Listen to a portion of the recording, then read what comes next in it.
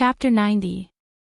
Wuming took out many bottles of healing potion on the way, and after drinking all of them, his body almost recovered. Wuming moved his body, and now, except for the serious injuries on his body, there was no big problem. Because Wuming had the skill Magic Dragon EX, his mana was not damaged much. Wuming came to the place where Karna pointed, and everywhere he looked, there was a ruin. The entire sky garden fell to the ground and was almost completely shattered. Wuming released his mana and began to search for the masters who were controlled by Semiramis poison. Those masters before the Red Servant were not ordinary people, but one of the best magicians. Therefore, when Wuming arrived, those magicians still had signs of life that even Wuming almost didn't notice. When Wuming dug them out, their bodies were already badly mutilated. Wuming quickly took out 5 bottles of healing potion and gave them to each of them to drink. Yggdrasil was a game that transcended its time. Its degree of freedom was so high that it was unbelievable. But in this game, there was only one kind of item, and that was the health potion called Health Potion. There were no other medicinal items such as Mana Potion, Detoxification Potion, and so on, so they could only rely on other rare items. Because of that, as the only health potion in the game, its performance was naturally needless to say. If it was placed in a noble artifact, it could be judged as a sea-level item. Although Wuming once gave Astolfo the health potion very easily, it was not a small amount. When he first treated the androids, Wuming ordered everyone to take 1/3 of the health potion. That was to prevent the androids, who acted as a mana supply battery, from being infected by the bacteria in the air as soon as they came out of the incubator. Sieg was a good example. Because he left the incubator for too long, Astolfo said that before Astolfo took Sieg away, Black Archer Sharon gave Sieg a simple treatment. However, androids born as magic power batteries were different from androids born to fight. Because the androids, which were magic-powered batteries, did not need to move around in the outside world, their creators did not give them excellent physical fitness. It could be said that they would not survive without the nutrient solution in the incubator. This was the racial flaw of the androids that were born as props. Although Sieg was saved by Wuming's potion at that time, Wuming did not have a way to solve his gene problem. After all, even if the game had a high degree of freedom, there were no items related to genes. The game was enjoyable, not a headache. Because of the transplanting of Siegfried's heart, Siegfried was strengthened by the dragon heart and eliminated the flaws of the androids. As for whether the heart would disappear or not, since Sieg was connected to the heart, the magic circuits were naturally connected as well. Sieg's heart was supported by Sieg's magic power, so it naturally wouldn't disappear. Over time, his heart would definitely fuse with Sieg's. The androids, who were fighting forces, were not much better. After all, they were weapons that could be thrown away after being used, and they participated in the battle as cannon fodder. The androids that were rescued had their physical fitness temporarily improved by Wuming's potion at that time. It was mainly thanks to Gould, the creator, who adjusted their physical condition later on, that they could live like ordinary people. As for the 5 masters, Wuming was still afraid that they would die halfway, so he gave them a whole bottle of the potion. It must be noted that this was a potion that was comparable to a C-grade item. Seeing that the 5 masters had not woken up yet, Wuming remembered that Karna said that they were poisoned. Wuming immediately took out a short staff. This short staff could remove the poison status of any item below the divine artifact level. It was an item that could be used by injecting magic power into it. However, it had a limited number of uses. After the number of uses was used up, it would disappear. It was because Wuming was restricted by his class that Wuming took out this high-level item with restrictions. Moreover, Wuming speculated that the poison used by Semiramis was definitely not a high-level poison, otherwise, these people would have died long ago. Detoxification. The short staff emitted a green light, enveloping the 5 unconscious people. After a few seconds, the short staff shattered and disappeared. Wuming looked at the short staff that disappeared in his hand and couldn't help but sigh. As expected of the poison used by Semiramis, the most ancient poisoner, it completely exhausted the short staff's number of uses. Although the level of this poison was not the highest, it still exhausted the detoxification short staff's number of uses. A few seconds later, the 5 people lying on the ground opened their eyes and sat up weakly. This place is... I remember the Holy Grail War is over. What happened to us? Everyone was full of doubts. Then Wuming spoke. Magicians, I am a servant of this Holy Grail War. This Holy Grail War is not over yet. You have now lost the qualification to be its master. As for what happened, you can find out in the future. This place will soon become the battlefield of a great war. After Wuming finished speaking, he turned into a spirit and disappeared. These magicians looked at the place where Wuming disappeared. They could see that the person just now was not an ordinary person, and they chose to believe in Wuming. They immediately struggled to stand up and walked in the direction that Wuming just pointed. After Wuming gave advice to the group of magicians, he went to the place where the Great Holy Grail was. Fortunately, this was a forest. If it fell into the city, it would be troublesome. Wuming thought. When Wuming arrived at the Great Holy Grail, he saw 2 groups of people facing each other. The Great Holy Grail was revealed from the ruins. It was a ball with a huge female sculpture inside. In front of the Great Holy Grail, 2 groups of people stood in front of the Great Holy Grail.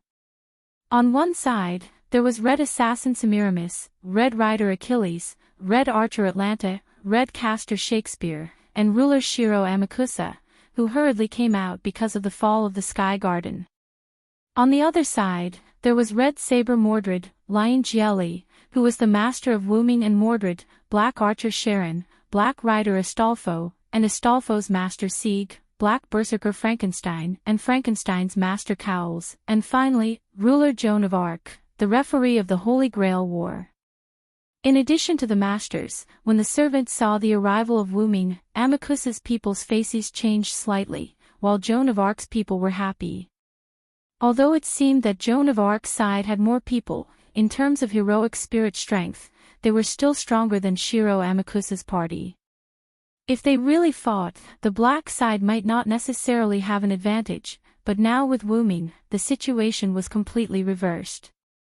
Only Wuming rushed over, which meant that Karna was defeated. A servant who could defeat Karna was better than Amakusa's side. Looking at Wuming's seemingly unscathed appearance, Shiro Amakusa couldn't help but frown. I didn't expect you to win against Lancer. You're not Sodric, are you, Villo, Knight of the Round Table? Shiro Amakusa said. After all, such a powerful holy sword of star, even based on Semiramis' description, Shiro Amakusa was sure that it was the noble phantasm of the Knights of the Round Table, Villo. Wuming stood beside Joan of Arc, and his helmet began to disintegrate and attach to his shoulder. Then, Wuming looked at Joan of Arc and the others, who were in a sorry state but didn't suffer any injuries. Wuming first smiled at Joan of Arc, then looked at Shiro Amakusa. Then you've guessed wrong, Shiro Amakusa. I am indeed Sodric, but that's only because I'm also a Knight of the Round Table, Vero. This time, I'm only being summoned as Sodric. Chapter 91. Because Joan of Arc and the others had already been informed by Wuming, they weren't surprised. However, seeing that the people from Amakusa weren't surprised either, it seemed that they had already been informed by Shiro Amakusa. Achilles and Atlanta revealed an expression that said, "So that's really the case." Shakespeare, on the other hand, had a happy expression. Semiramis gritted her teeth. After all, her noble artifact had been destroyed by Wuming. Shiro Amakusa smiled faintly. I really didn't expect that you, whom I met once, would become a major force to obstruct me. In response, Wuming shook his head regretfully and said, even without me, others would obstruct you. Then, do you want to come to my side, Knight of the Round Table, Silver Dragon Britton Villo? Shiro Amakusa smiled. Everyone was shocked. After all, most people, no, almost everyone, didn't want to rope in the enemy during the final battle. Wuming also smiled and said, "Do you want me to agree with the materialization of the soul, Shiro Amakusa?" Shiro Amakusa continued to smile. "That's right. Don't you think that the materialization of the soul is the only way to save humanity?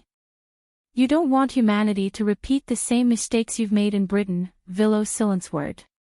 Then, the scene fell into silence. After a moment, Wuming spoke. "Yes, humans will indeed repeat the same mistakes." Shiro Amakusa smiled. The others also looked at Shiro Amakusa and Wuming in disbelief. "If it was me in the past, I might have agreed with you. But..." Wuming thought of his experience in Babylon, and thought of Gilgamesh, who wanted to free humanity from the shackles of the gods. "Now, I definitely won't agree with you, Shiro Amakusa." Wuming raised Meteor Silver, which had already returned to its original state, and pointed the tip of the sword at Shiro Amakusa. The helmet automatically put on. "Is that so?" Shiro Amakusa closed his eyes and said regretfully. When he opened his eyes, Shiro Amakusa didn't have the slightest bit of hatred, only calmness. At this moment, this was the saint who had given up on hatred and walked out of the Great Holy Grail, Shiro Amakusa, Shurjin. "Then I will kill everyone who stands in my way." With these words, a war was about to break out. Atlanta took the initiative to release her noble artifact. Present this calamity. Foibos Kachi. Large amounts of lightning shot towards Wuming's group, but what collided with them was a large amount of green lightning. Blasted tree. Frankenstein used his incomplete noble phantasm to clash with it. Although Frankenstein didn't speak much, it didn't mean that she couldn't speak. In her words, it was just that it took a lot of effort to speak. Astolfo rode his eagle and rushed towards Atlanta, but he was stopped by Achilles in midair. "Get down." Achilles leaped up and chopped down the eagle and Astolfo with his spear. Whoosh! Whoosh whoosh! When Achilles landed on the ground, a few arrows shot into his shoulder and thigh. Charon stood in the distance with his bow raised, ready to knock an arrow again. Suddenly, he felt a huge threat and quickly dodged. A few chains made of poison pierced where Charon was standing just now. TSK, he dodged it. "Am I so weak now that I've lost my noble artifact?" Semiramis said unhappily. As soon as Semiramis finished speaking, Charon felt a slight discomfort in his body.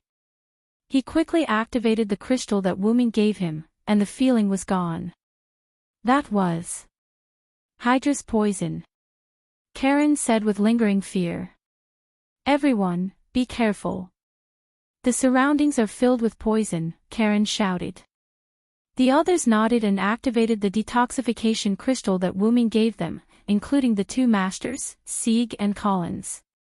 "Jean, go and take care of Red Assassin." "I'll deal with Shiro Amakusa," Wuming said to Jean. "Okay." Jean simply nodded, then raised the holy flag and rushed toward Semiramis. Suddenly, Wuming threw a ring to Jean. This was the ring that Wuming wore on his hand, the Ouroboros ring. Although Wuming didn't know how to use this world-class item, it had a special function. Wear it and you can resist Red Caster's spiritual attack. Joan of Arc nodded heavily and rushed toward Semiramis. "Mordred, do as you say." After hearing Wuming's words, Mordred grinned and bumped her fists, then said, "Then I must teach that poisonous woman a lesson." Wuming, on the other hand, was facing Shiro Amakusa, Shurjin.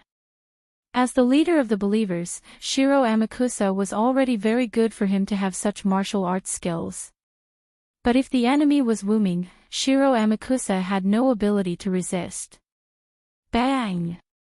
Shiro Amakusa's body rolled and stopped in front of the Great Holy Grail. Pwah! Shiro Amakusa spat out a mouthful of blood and struggled to stand up. Then Shiro Amakusa once again rushed toward Wuming and roared, "Vilo Saranth." Bang! Another blow, and Shiro Amakusa once again collapsed on the ground. Wuming looked at Shiro Amakusa, who was struggling to get up, and sighed. "Shiro Amakusa, you still don't want to give up?" Wuming looked at the battle between the other servants. Sharon, Astolfo, Frankenstein, Achilles, and Atlanta were fighting, especially Sharon and Achilles. Because it was not a one-on-one battle, neither of them fought as a warrior, but as an archer and a rider. Astolfo and Frankenstein constantly harassed Achilles, coupled with Charon's godlike archery skills. Although Achilles used his noble phantasm, Sharon had already used his once-a-day noble phantasm, Scorpio Strike, to break Achilles' immortality, which was the noble phantasm, Andreas Amarantos. Damn it!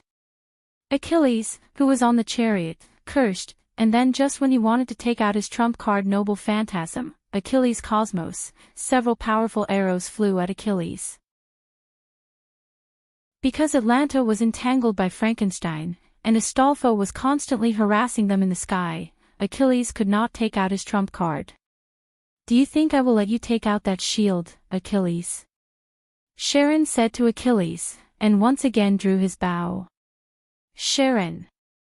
Achilles was angry again, and he drove the chariot toward Sharon, but this time Astolfo seized the opportunity. Trap of Argolia. Astolfo rode the eagle and pierced the chariot's wheels with his spear, and the wheels were forcibly spiritualized.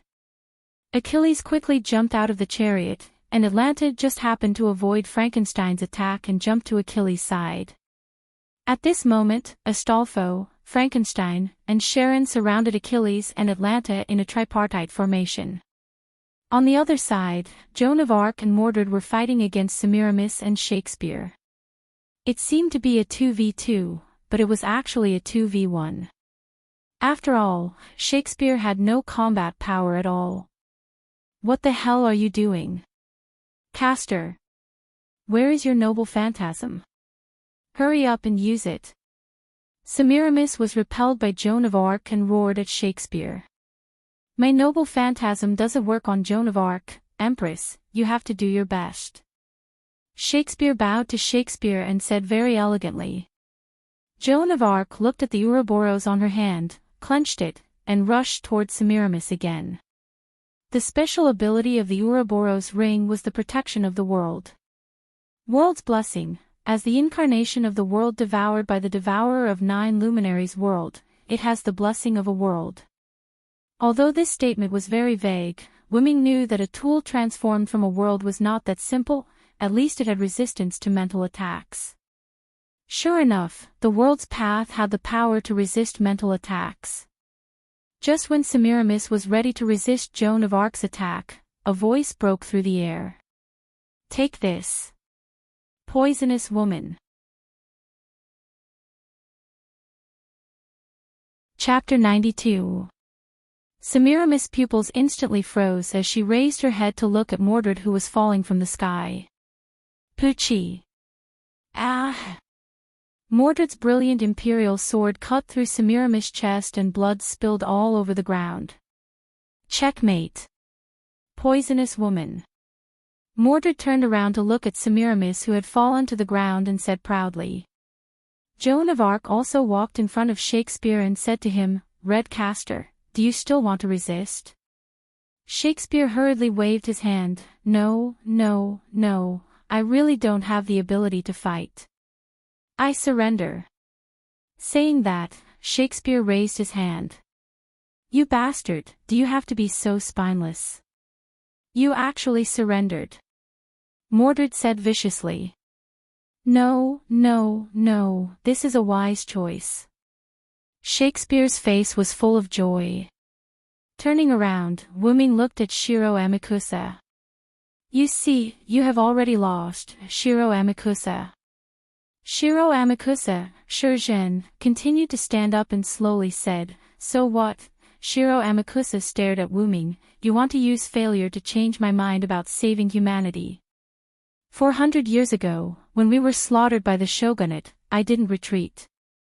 How can death and failure make me change my mind about saving humanity? After a moment, Wuming looked at Shiro Amakusa, who had calmed down a little. He took off his helmet and looked at Shiro Amakusa. You are not wrong, Shiro Amakusa. However, this is a war where the winner takes all. The loser will lose the opportunity to realize their dreams. After hearing Wuming's words, Shiro Amakusa laughed again. What a pity, Vilo there answered. The Great Holy Grail has already been activated. As if to confirm Shiro Amakusa's words, the Great Holy Grail behind him began to gradually glow and slowly sank into the ground. Originally, I wanted to use the Space Garden to move the Great Holy Grail and spread the third law all over the world.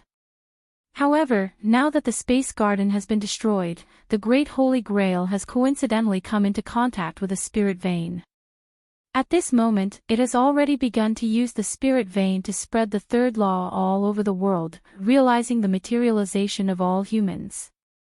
My wish is about to come true, Shiro Amakusa said very calmly. Aren't you afraid that I'll destroy the Great Holy Grail if you tell me all this now? Wuming wasn't in a hurry. Instead, he continued his conversation with Shiro Amakusa. In response, Shiro Amakusa shook his head and said, You won't. Everyone who participated in the Holy Grail War has their own wishes. Even you, Vilo Thoranst, are the same. Shiro Amakusa was right. Every servant who participated in the Holy Grail War had their own wishes. No one would destroy the Great Holy Grail before it was completely beyond saving. Wuming believed that even Artoria would not take the initiative to destroy the Holy Grail. Unfortunately, Wuming didn't have any wishes that needed to be fulfilled. Moreover, he didn't believe that a mere large-scale magic storage system would be able to fulfill all his wishes. The suppression force once told him that the Holy Grail War was a ritual created by the three families of Macri, Einsberg, and Enosaka to reach the origin. The original purpose was to reach the origin. The Great Holy Grail could temporarily open the door to the origin vortex. Through this door, the magician could directly reach the origin. Therefore, the matter of fulfilling all wishes was purely a rumor. Of course, some small wishes could still be fulfilled. After all, this was a magical power that could open the door to the origin vortex. Shiro Amakusa entered the Great Holy Grail system through his own noble phantasm. Through the incomplete third magic that came with the Great Holy Grail, Shiro Amakusa made a wish to save all of humanity, allowing the third magic to spread throughout the world. Is that so? But you won't see the end. Goodbye, Shiro Amakusa. You are a person worthy of respect. His hand rose, and his sword fell. With a smile on his face, Shiro Amakusa fell to the ground. The other servants of the red team began to leave because of the death of their master, Shiro Amakusa. Achilles and Atlanta looked at their bodies gradually disappearing and gave up resistance. Sharon, Astolfo, and Frankenstein also did not continue to attack. What a pity, Wani-san. Achilles smiled. Ah, that's right. It's a pity that we can't see the end, but the Great Holy Grail has been activated. It's just a matter of time, Atlanta said calmly without the slightest regret or rejoice. Then Achilles looked at Sharon. Sensei, this one-on-one duel was interrupted. Next time, we must determine the winner. Of course, Achilles. I look forward to the moment when you defeat me. The wind came, and Achilles and Atlanta disappeared into light. On the other side, Semiramis lay on the ground powerlessly, looking at the body of Shiro Amakusa. Master, I actually feel sad. What's wrong with me? The famous Empress of Assyria left the stage. Oh. This is really a wonderful comedy, I am very satisfied. Shakespeare wrote the script and disappeared into particles. At this point, the red team servants of the Great Holy Grail left except for Mordred.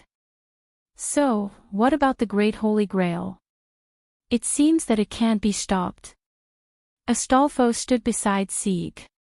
Sieg, Cowles, and Leo were unable to get involved in the battle of servants as humans, so they were slightly away from the battlefield before the start. Do we really have to destroy this? That's such a pity, Mordred grumbled. It seems that this is the only way. Jean said carefully.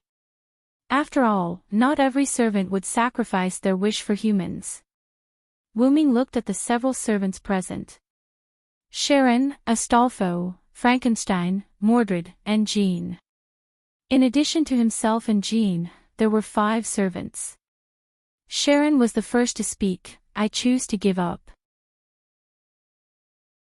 Instead of restoring my immortal body, it's better to choose to save humans. I also give up. Anyway, I don't have any important wish. It doesn't matter. This is also for Master. Astolfo smiled and then looked at Sieg. I don't need the Holy Grail. My people have been saved. I think Sodric again. No, Mr. Villo. Sieg bowed to Wuming. You don't have to do this, Sieg. This is also my agreement with Sieg. Wuming waved his hand, indicating that Sieg didn't need to do this. Ho ho ho. Frankenstein also shook his head. Although he didn't know why Frankenstein didn't hesitate, perhaps Cowles had already prepared himself mentally in advance. I also give up. We will solve the matter of our Eugomarinia family. Cowles said firmly. I don't need the Holy Grail. I have found my real wish. This time, let's forget about it. Mordred laughed. Leo was a little surprised and then fell into deep thought. Then Leo opened his mouth. Then I will also give up. Mordred smiled knowingly and looked at Leo Gielli. Leo Gielli also smiled knowingly and bumped their fists. In that case, Master, use all the command seals to support me. I am going to change my class. Ha! Everyone was surprised. Chapter 93. Wait, what did you say? Change classes. Leo Gielli asked in surprise. Really? Is this something that a servant can do? Collins asked Wuming. The others also looked at Wuming in shock. In this regard, Wuming smiled. Of course, my own strength is still limited, but if I rely on this, then... Wuming said, then pointed to the Great Holy Grail behind him.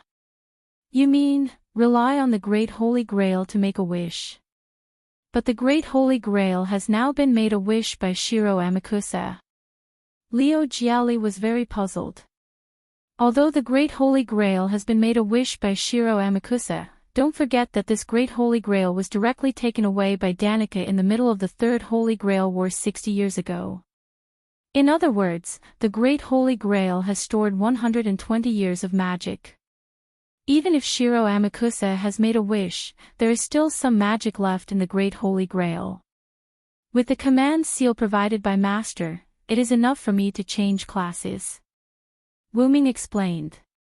Then what class do you want to change? Karen asked the question that everyone wanted to ask. Wuming smiled mysteriously and said, of course it's the caster class. But, even if you are a Villo of the Knights of the Round Table, I remember that Villo only knows some small magic. That should not be enough to deal with the current situation, right? Leo Gielli asked. You can rest assured that my body is the original dragon. How can I only have one identity? Everyone then remembered that Wuming had previously said that he had many experiences in other worlds. Since Wuming could go to other worlds, there was no guarantee that Wuming had other identities in this world. Afterward, Lion Gielli sighed. I understand. Then I will use the command change class as the command and use the command seal. After a while, the ruins around the Great Holy Grail were cleared by the party. Then, Wuming took out all kinds of ores, gems, and other tools that could be used to construct magic circles in Dragonist. He melted them with his mana and began to draw a summoning circle in front of the Great Holy Grail. After all, changing classes was something inconceivable for a servant, so he had to be cautious. That was why Wu Ming used the summoning circle. After Wu Ming finished his preparations, he stood in the center of the magic array. "Let's begin, Master," Wu Ming said to Jia Li. "Yes." Everyone stood not far away from the lion's realm of calamity, watching this unbelievable scene with rapt attention. Jia Li the lion raised his hand that held Wu Ming's command seal. "At the cost of all command incantations, my servant Sodric, change your class." After Lion Jia finished speaking, the command incantation in his hand emitted a red light and disappeared. Wu Ming felt the power of the command incantation and began to make a wish. "Great Holy Grail, fulfill my wish and let me change my class." In an instant, the Great Holy Grail began to shine. The magic lines around the magic array where Wu Ming stood also began to shine. The light became brighter and brighter. Everyone began to be unable to bear it and raised their hands to cover their eyes. After about 10 seconds, the light began to weaken. Everyone once again looked at the place where Wu Ming stood. Wu Ming was wearing a white robe. His originally black hair had turned golden. He held an ancient book of unknown origins in his hand. He looked holy, and his surroundings were filled with a holy aura. What happened? Is the contract broken? Everyone heard Jia Li the lion's words and then looked at him. The command incantation that Lion Jia used on Jia's hand disappeared without a trace. According to the records of the Holy Grail War, a command incantation would leave a trace after it was used. Even if the contract was broken or the Holy Grail War ended, the command incantation would not disappear. Only the traces of the command incantation would disappear. But now, the Holy Grail War was not over yet, and the traces of the command incantation disappeared. Moreover, Jia Li also clearly stated that the contract was broken. "Don't worry." A particularly gentle voice came. Collins and Jia Li were a little absent-minded, but then the two of them quickly woke up. Several other servants were also slightly absent-minded, but it did not affect them much. And because Sieg had Siegfried's heart, his resistance was comparable to that of a servant. Only Jean d'Arc could resist the strange holiness emitted by Wu Ming. "What's going on, Sodric? Or are you no longer Sodric?" Jean asked Wu Ming, somewhat at a loss. Everyone looked at Wu Ming with some vigilance. Wu Ming only smiled faintly at this, causing people to become absent-minded again. "I'm sorry. After all, this is the first time I've adapted to this class. I'm still a little uncomfortable with my own power." After Wu Ming finished speaking, everyone felt that the sacred aura on Wu Ming's body was covered up. Phew, that was really scary. I felt like I was worshipping Sodric just now. Collins wiped the cold sweat from the lingering fear. That's true. If Sodric spreads this sacred aura to the maximum extent, some people with low spiritual power will become his believers. I'm afraid some berserkers will also be affected. As a person who firmly believed in the Lord, it was easy for Jean to see the essence of this power. That's really scary. Collins swallowed his saliva. At this moment, Collins was even more scared. Yes, after all, I didn't control my power. I'm sorry, Mr. Collins. Wu Ming said gently. About the breaking of the contract, it was my decision. After all, what I'm going to do later is a bit unbearable for Mr. Jia Li. Therefore, I linked the contract to the Holy Grail. What? Doesn't that mean that you have infinite magic power now? Astolfo cried out in surprise. Wu Ming smiled and replied, that's not the case. Although I'm linked to the Holy Grail, I can't use the Holy Grail's magical power. Now I just have an unconscious master who can provide more magical power. In short, just like me, the Holy Grail provides magical power directly, but magical power can't be abused at will. Jean explained. Oh. I see. Astolfo's left hand turned into a fist and his right hand turned into a palm. By the way, everyone, I'm no longer Sodric. I know you're not Sodric, but I can't figure out what your identity is. I can't even see your real name with my master's ability. Jiali said while touching his chin. Everyone looked at Jean d'Arc, and Jean d'Arc nodded and began to use true name detection on Wu Ming. This is...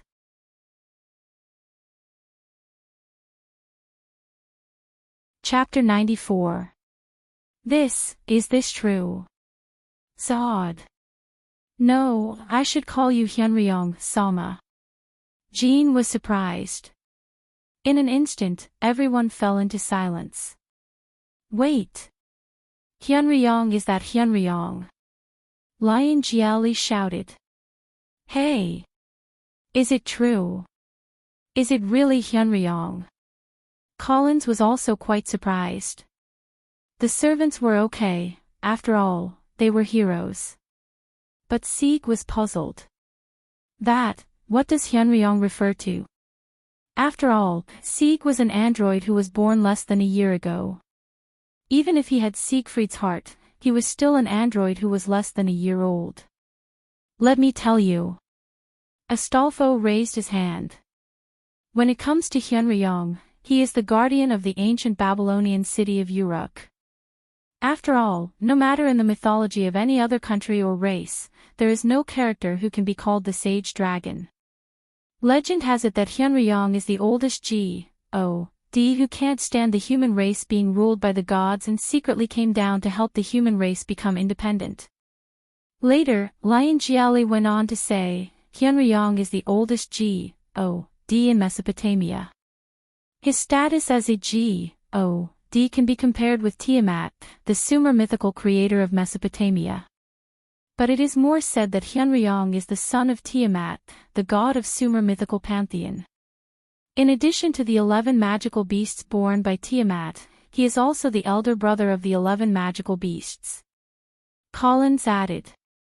But for some reason, the virtuous dragon did not belong to the side of the gods, nor did it belong to the side of the magical beasts. One day, it descended upon the city of Uruk and became the guardian god of mankind, Sharon said. Legend has it that Hyunryong is quite mysterious. He has neither a fixed name nor a fixed body. The reason why he is called Hyunryong is because in the oldest epic, the Epic of Gilgamesh, he came to Uruk in the form of a dragon and cultivated the oldest king, the hero king, Gilgamesh. As the symbol of the end of the gods, he has the title of Sage. Back to Astolfo. Amazing. Does this mean that the French general Sodlek is a Sumerian god? Sieg exclaimed in shock. Everyone thought about it and realized that it was indeed as Sieg had said. The French general Sodlek was a Sumerian god. At this moment, Wu Ming seemed a little unnatural. How would I know that just because I taught the ancient king on a whim, the restraints turned me into such a fantasy legend? What Tiamat? What Lord God? Do you believe such nonsense? Even if there are historical records, do you believe it? Oh my God. But on the surface, Wu Ming still maintained a smile. But reality proved that the two restraints once again created an invincible identity for Wu Ming. Although the origin dragon would become as invincible as the legend said after reaching adulthood, Wu Ming was still quite a distance away from adulthood. For now, Wu Ming only had a strong life force and powerful support-type talents. There was still a long way to go before he could reach the level of the god of creation, Tiamat. Ahem. Alright, everyone, don't get so worked up. After all, I'm a special dragon who can freely roam through all eras. It's not a problem to have more legends. Also, when I'm a character, I can't use powers outside of the norm. Otherwise, that era will instantly reject me. Also, just continue to call me Sodlek. After all, as Hyunryong, I don't have a real name. Everyone understood. After all, in the historical records, there was indeed no mention of Hyunryong. There was only the name Hyunryong. After everyone calmed down, only Jean seemed to be unable to let go of something. She seemed to be thinking about something. But because time was tight, Jean didn't intend to ask anything here. Of course, Wu Ming also realized it. As someone who grew up and died with Joan of Arc, how could he not know what his childhood sweetheart was thinking? But just as Joan of Arc thought, there wasn't much time left. Wu Ming flipped through the uninscribed incantation book in his hand, and large amounts of unknown magic appeared on the Great Holy Grail. Now, almost half of the Great Holy Grail had sunk into the ground. So, I'm going to take the exam, Wu Ming said. Everyone was a little surprised. They thought that Wu Ming had already started. In fact, they weren't wrong. Wu Ming had indeed started, but after becoming caster, he became interested in the Great Holy Grail. Of course, it wasn't a wish, but an interest in the third method. Therefore, Wu Ming decided, ancient and eternal primordial dragon, show yourself and save the world once more. As soon as his voice fell, a large amount of magic began to gather from the Great Holy Grail into Wu Ming's body. Then, Wu Ming's noble artifact began to appear. Heaven Age. At this moment, everyone, including the entire Romania and even the powerful magicians all over the world, felt an extraordinary pressure. A huge silver-white dragon appeared out of thin air. It was mysterious and sacred, giving people a sense of worship. Lion Jia Jiali and Cowls had already knelt down and were mumbling to themselves. Sieg struggled, his legs bent. Because of Sieg's heart, he was not like Leo Jiali and Collins. Astolfo supported Sieg on the side, although he was also uncomfortable. Even with the enhancement of the noble relic, the white dragon was still able to affect Astolfo. The other servants were the same. Those who had magic affinity were fine. Those who didn't have magic affinity were almost the same as Sieg. Tulifas and all the residents of Romania were like pilgrims, kneeling in the direction of the great white dragon. The great white dragon landed and looked at Wu Ming and the others. Then, without saying anything, he directly grabbed the Great Holy Grail that had sunk into the ground with his hand. Like an uprooted tree, dust flew everywhere. Then, the great white dragon grabbed the spherical Great Holy Grail with one claw and flew into the sky. Maybe because it was the first time he used this noble artifact, Wu Ming triggered the punishment of this era. Just as the dragon's body gradually became transparent, as if it was about to disappear, a lightning bolt appeared out of thin air and struck the dragon. However, the great white dragon did not howl, but disappeared. At this time, the great white dragon that affected Romania and even the whole world left. The humans who were affected by the great white dragon's sacred breath were gradually recovering at this moment. When Leo Jiali and Collins came back to their senses, they saw a group of extremely weak servants, including Wu Ming. Just now, that was. Collins stuttered. Wu Ming gasped and replied, that was my original body, the original dragon at the root. Yes, one of Wu Ming's noble artifacts as a caster was to summon his original body. After all, Wu Ming was now using a body purely composed of magic. Wu Ming summoned his original body that was sleeping in the root. At the moment when the great white dragon appeared, the great white dragon and Wu Ming had the same thought, just like Wu Ming was controlling the great white dragon, or the great white dragon was controlling Wu Ming. The two were the same person.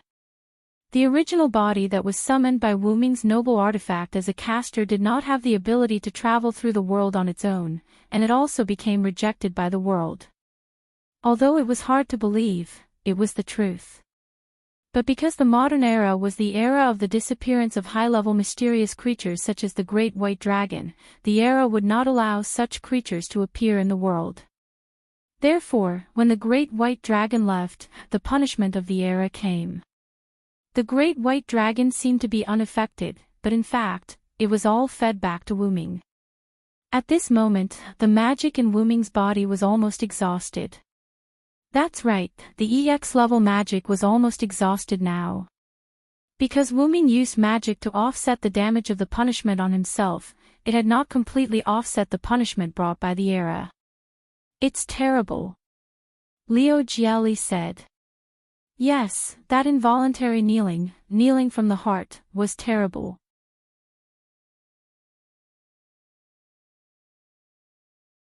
Chapter 95. Indeed, after all, it's my first time using this noble phantasm. I subconsciously activated the sacred aura emitted by my body. I'm really sorry, everyone. Wu Ming said with a face full of guilt. Wu Ming's noble phantasm would open a channel in his body. This channel was big enough to accommodate his body, and small enough to accommodate even a scale. In other words, Wu Ming could achieve the emergence of part of his body by not fully releasing this noble phantasm.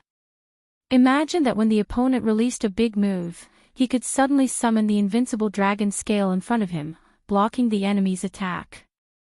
He could also summon the sharp dragon claw on his hand and use it as a weapon. As for his other noble phantasms, except for the inscription book, the other noble phantasms were obtained through sublimation. Wu Ming couldn't help but think of the two major restraints. There was no doubt that many noble phantasms of his caster class were their masterpieces, including his caster class template. I didn't expect that, Villo. You're so strong. If you weren't forced to leave, Father might not have to work so hard. Even if Mordred was weak because of the white dragon, she was still full of energy when she spoke. However, this unintentional sentence made Wu Ming silent. Perhaps she realized that she had said something wrong, so Mordred quickly changed the topic. By the way, where did your body go with the Great Holy Grail? Wu Ming breathed a sigh of relief, then said with a smile, of course, it's the origin. Everyone had an expression of, sure enough. My body has been sleeping in the origin. I just woke it up for a moment and summoned it to the present world, and I have to prepare to bear the punishment given by the era. This time, I almost died. Wu Ming said and coughed a few times. Jean walked behind Wu Ming and shook Wu Ming's back. Are you okay? Jean looked at Wu Ming tenderly. No matter who Wu Ming was, he had always been Jean's childhood sweetheart, the one who was willing to be burned to death. It's nothing serious. Don't worry. Wu Ming held Joan of Arc's hand and said tenderly. I have a question. Since the Great Holy Grail is no longer in this world, why haven't we disappeared yet? Astolfo raised his hand and asked the others. That's right. The Holy Grail has already disappeared, but our contract still exists, and it shows no signs of disappearing. Sharon analyzed. What's going on? Everyone was puzzled. Let me explain. Wu Ming stood up and looked at the servants and masters. Because when I was moving the Great Holy Grail, I deliberately delayed your contracts for a period of time. This way, you can stay in the modern world and experience life. If you don't use a relic, you can survive for about 3 months. What? I thought it would always be there. Astolfo was a little dejected. It's okay, Ryder. Even if it's only for 3 months, I'll still accompany you. Let's travel around the world together. I want to see this world and connect with the humans of this world, Sieg said from the side. Yes. Master, looking at the rejuvenated Astolfo, the other servants couldn't help but laugh, and then they thought about how to spend the rest of their time. That's it for the time being. As long as you don't do anything that violates the rules of the servants and be ordinary people, I believe our Saintess won't say anything. Right, Saintess, Wu Ming said softly to Joan of Arc. Oh. Cough. Since everyone helped me solve this crisis, I, as the ruler, allow everyone to move freely until we return to the Valhalla, but you can't use your power at will to avoid unnecessary trouble. Joan of Arc looked deeply at Wu Ming and then said, especially you, Soderlek. You will be personally supervised by me. That's it. In this regard, Wuming smiled awkwardly, followed by the others. If you don't mind, the Eugomarinia family can provide you with food, clothing, housing, and transportation for the time being. Colin said the biggest problem at present. Then we won't be polite, and with us, we should be able to fight for a big advantage when dealing with the Clock Tower and the Magic Association. Wuming said with a smile. Looking at Wuming's smiling face, Colin smiled awkwardly. He did have such an idea, but he wanted to express his gratitude for this time. After all, in the case of Danik's death, Wuming had the power to destroy the Eugomarinia family, but Wuming didn't do so. Although this was the intention of using the Eugomarinia family, when Colin's sister Fiole was facing Jack the Ripper, Wuming appeared to save Fiole. Based on this alone, Collins, who was already the acting patriarch, was grateful. Wuming also knew that Collins was grateful, and dealing with the Clock Tower was just a matter of convenience. After all, Wuming was not a bad person, and Wuming felt that the current Eugomarinia family was very good, so he would definitely help if he could. Don't worry about that for now. Let's go drink, Villo. Mordred shouted excitedly. Wuming looked at Jean subconsciously. Drinking is bad for the body. Please drink less. I won't follow you. I'll wait for you at the Eugomarinia family. Remember to come back early in the evening, Jean said naturally. However, Mordred complained, What? Ruler, you are like a housekeeper. Drinking is a rare entertainment for us Knights of the Round Table. As if thinking of something, Mordred said again, By the way, it seems that because you took the soldiers to drink secretly, you were often taught a lesson by father and others. Looking at the bright smile on Mordred's face, Wuming smiled and said, If I didn't take the soldiers to drink, how could a lonely guy like you live so comfortably? Then Jiali complained, I knew it. I didn't know that the rebellious knight liked to drink. So it was you who taught him. Really, my wallet has shrunk a lot recently. Ha ha ha ha. It doesn't matter. Anyway, your money is useless. You might as well spend it.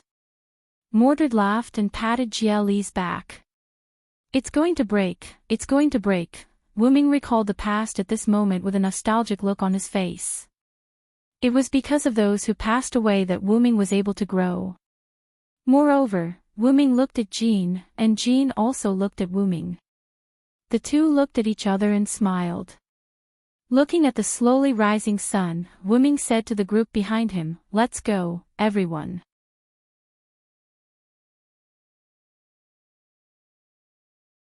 Chapter 96. Because of the mysterious arrival, nearly 3 months had passed since the world was in turmoil. From that day on, Wuming accompanied Collins to the Time Tower.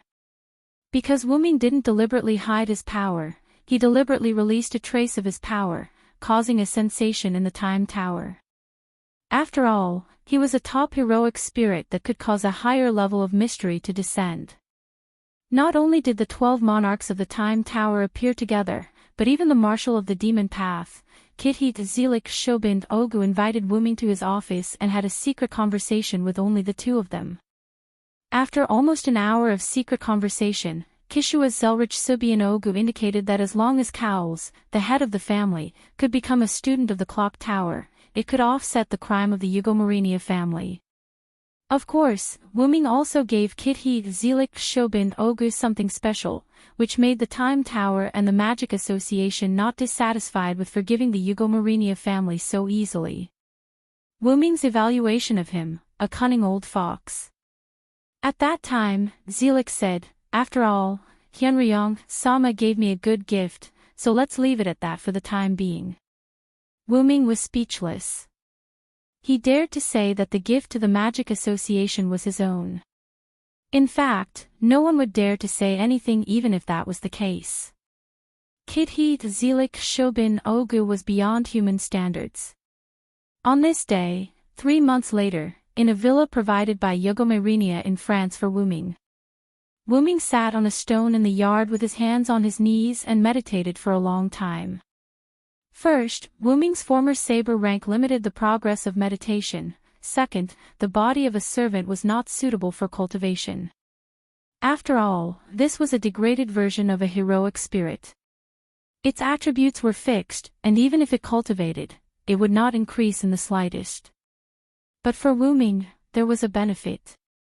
After Wu Ming summoned his main body, Wu Ming found that his main body had an indescribable feeling. Wu Ming felt that because the limiter temporarily disappeared when he summoned the main body, all the training that Wu Ming got from the servant body returned to the main body. Although there would not be an actual increase in strength, there was a familiar feeling. Even if he trained again, it would only take a short period of time for him to integrate everything that Wu Ming had experienced, trained, and obtained in the servant's body, including the relic. The existence of the relic was the most powerful thing that Wu Ming had obtained. Wu Ming's noble phantoms were different from Wu Ming's noble phantoms when he was a servant. There was no level restriction. In other words, Wu Ming's noble phantoms were a special item called noble phantoms. It was much more powerful than the servant's noble phantoms. Because of this, Wu Ming would pick up the daily meditation that he abandoned when he was using the servant's body. Well, actually, Wu Ming's injuries hadn't healed yet. He was also recuperating. After a while, Wu Ming took a deep breath, and a turbid gas was expelled from Wu Ming's body. Wu Ming opened his eyes and frowned as he looked at the gas that was about to dissipate. Wu Ming used magic to draw a symbol in the air. In an instant, flames ignited out of thin air and burned the turbid gas. After all, it was a magical gas that had been eroded by the power of the era. It was not good to leave it in the real world. Therefore, every time Wu Ming expelled such a gas, he would use the Lune magic to burn it out. I didn't expect the power of the era to be so terrifying. I can't imagine what kind of terrifying attack I would have suffered if I didn't adapt to time and space. Wu Ming couldn't help but think of everything he had done in the time and space tunnel before. But in retrospect, if Wu Ming didn't have the power of time and space, he wouldn't have entered the time and space tunnel. Wu Ming shook his head and stood up from the stone. He looked at the house that he had lived in for nearly 3 months. I'm really reluctant to part with it. What's there to be reluctant to part with? A girl came in from the gate. She had almost the same appearance as Jean d'Arc, but Wu Ming found that this was not Jean d'Arc. It's nothing. Did school end so early today? Letitia. Yes, this girl who looked almost the same as Jean d'Arc was the French girl, Letitia, who was possessed by Jean d'Arc. After the end of the Holy Grail War, in order to facilitate the girl possessed by Jean d'Arc, Cowell specially gave a private villa in France of Hugo Marinia to Wu Ming and Jean d'Arc. It provided for the two of them to live in these 3 months. Letitia, on the other hand, would take leave from school every day and return to this villa. In this way, Jean d'Arc stayed in Letitia's body during the day, enjoying the fun of being a student, and returned to the villa at night to live with Wu Ming. Of course, they slept in separate rooms. After all, the two were still friends and not lovers. Wu Ming, on the other hand, had a very comfortable recovery for 3 months. He quietly lived the life of an ordinary person and recovered from the damage caused by the era. Because Letitia usually didn't come back at this time, but after this time, Wu Ming asked Letitia, who came back early, after finishing his daily meditation. The Holy Virgin wanted to come back to spend these last days with you, so I came back early to give you more time to get together. Letitia smiled sweetly and explained to Wu Ming. Speaking of which, time really flies. 3 months have passed in the blink of an eye. Wu Ming sighed. Then, with a flash of light, Letitia turned into Jean d'Arc. Speaking of which, even I, the ruler of the Holy Grail War, find it a bit unbelievable. The Great Holy Grail has disappeared. Does this mean that the Holy Grail War is over? Jean d'Arc and Wu Ming walked into the villa together. Jean d'Arc said.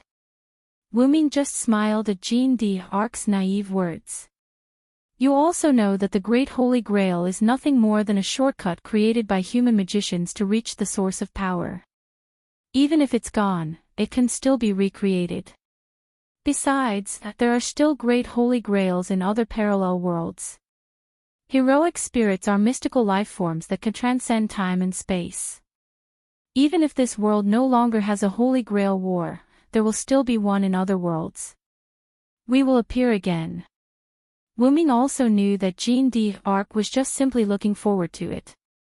After all, Jean d'Arc also understood a lot of things after becoming a heroic spirit.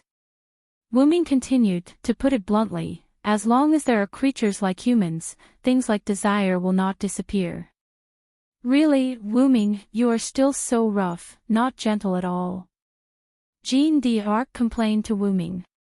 Then, Jean d'Arc ran in front of Wuming, turned her head and looked at Wuming with a smile. Then, let's enjoy these last moments, Cedric. After saying that, she walked to the kitchen and began to cook. Really, what can a village girl like you cook? Although he complained like this, Wuming was still looking forward to it.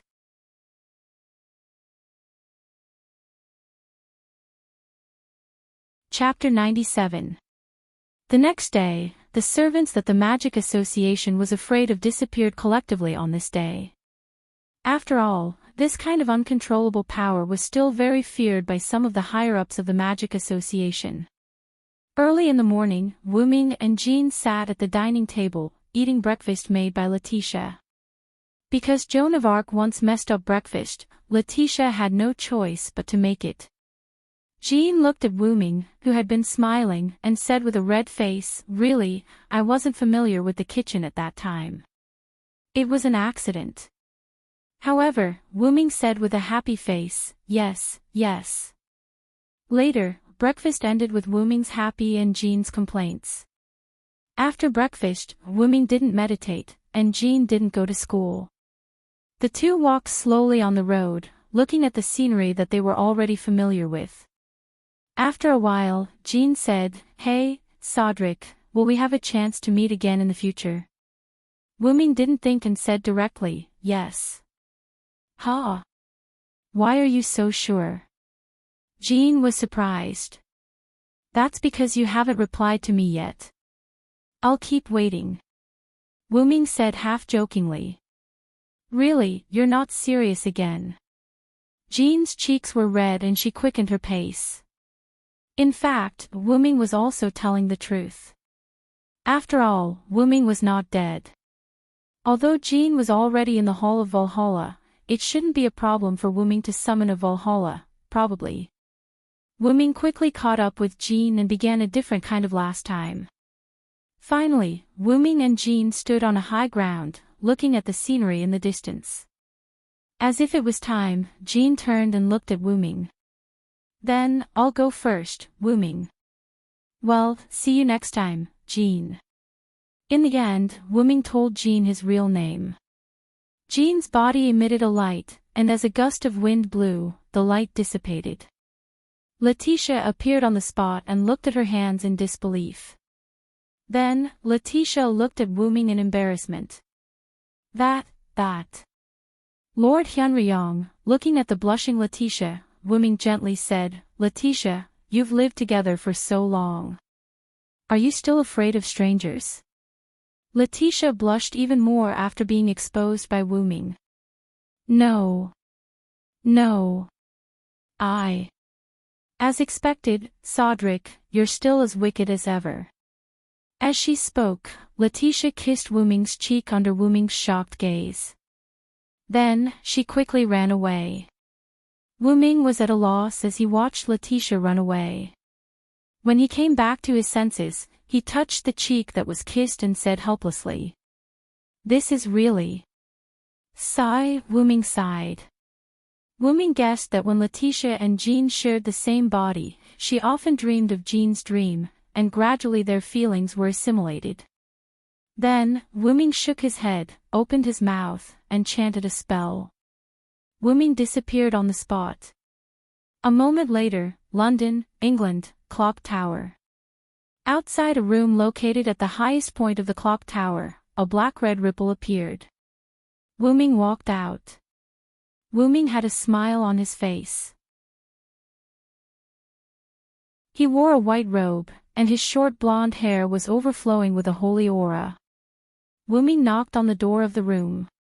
"Knock knock, come in." Wuming pushed the door open and entered. What he saw was a strong old man with red eyes, white hair, and a short white beard sitting in the dark room. "Oh, it's the virtuous dragon. Have the other servants returned to their seats?" Demonic Marshal Kitty Zelrich Subian Augustus asked. Wuming elegantly sat on the sofa, picked up the tea that had been prepared on the table, and took a sip. "Of course, I provided them with magic power and contract for only 3 months. Once the contract is broken, unless the servant's master is a true ancestor like you, it is impossible for them to continue to stay in the modern world." That's right, as the leader of the highest level of the Magic Association, the demonic path Marshal Keshua Zelrich Subian Augustus was a true ancestor. "Ha ha ha, that's all in the past, who told me to lose to Zhu Yu?" Zelik said with a laugh, not angry because of Wuming's words. "Zhu Yu, everyone's Zhu Yu Brunstad. She is the Moon King, equivalent to the Moon's suppression power. Zhu Yu was the first and strongest true ancestor in the world of the Moon, so she was the origin of true ancestors and death apostles." Although Zelrich claimed that he had lost to the ancestor Zhu Yu, the truth was that the two of them were tied. Zhu Yu's body was destroyed by Zelik, but before Zhu Yu's body was destroyed by Zelik, she turned Zelik into a death apostle. Thus, Kishia Zelik Augustus became one of the 27 death apostles. However, the Great Holy Grail did fall into your hands. Zelik narrowed his eyes and said with a smile. In response, Wuming laughed. "That is the third method. Even I, who is called Hyunryong, can't help but want to study it." Yes, although the Great Holy Grail was taken away by Wuming to the Origin, it was still under Wuming's protection and had not been assimilated by the Origin. Wuming wanted to use the power of the Origin to analyze the third method, and then master this power. Wuming took another sip of tea, then looked at Zelik and asked, "So, what do you want me to do, Kishia Zelik Augustus?" During the hour of Wuming and Zelik's secret conversation, the two of them sparred in this narrow room. Zelik used a second spell, so the two of them did not destroy the room because of their sparring. Because neither of them used their full strength, Wuming barely won against Zelik by one move. As an old man who had lived for hundreds of years, the victory of the battle was not important. Zelik made a request in exchange for the right to bail out the Yugomarinia family. Of course, Wuming did not agree, but Zelik gave Wuming an auxiliary magic dress in exchange for a second spell, and after a moment of consideration, Wuming agreed. The premise was that it could not be something that was harmful to Wuming. Zelik said at that time, "Even if I wanted to harm you, it is impossible. After all, you are the teacher of the ancient king, the descendant of Tiamat, the most mysterious dragon." But only Wuming himself knew that he was not strong enough to be compared to the creator of the Sumer pantheon, Tiamat. But after all, Zelik was the product of the second method in exchange, so Wuming had to think about it. After all, the 5 great spells of the shaped moon world were one of the most mysterious. As the second method was of the same origin as the third method, it would be of great help in analyzing the third method. Wuming asked Zelik to provide a magic dress with a powerful analysis ability. Zelik was a little puzzled. Even if it was a magic dress made by the second method, it should not be of much use to someone of Wuming's level. However, as a willful request of a partner, Zelik said that he had to add one more rule, which was that his request must be the first factor of action. Wuming said that as long as it was something he could do, he would try his best to do it as soon as possible. In this way, the two of them sat politely, drinking tea and chatting happily 3 months later. I want to invite you to a parallel world.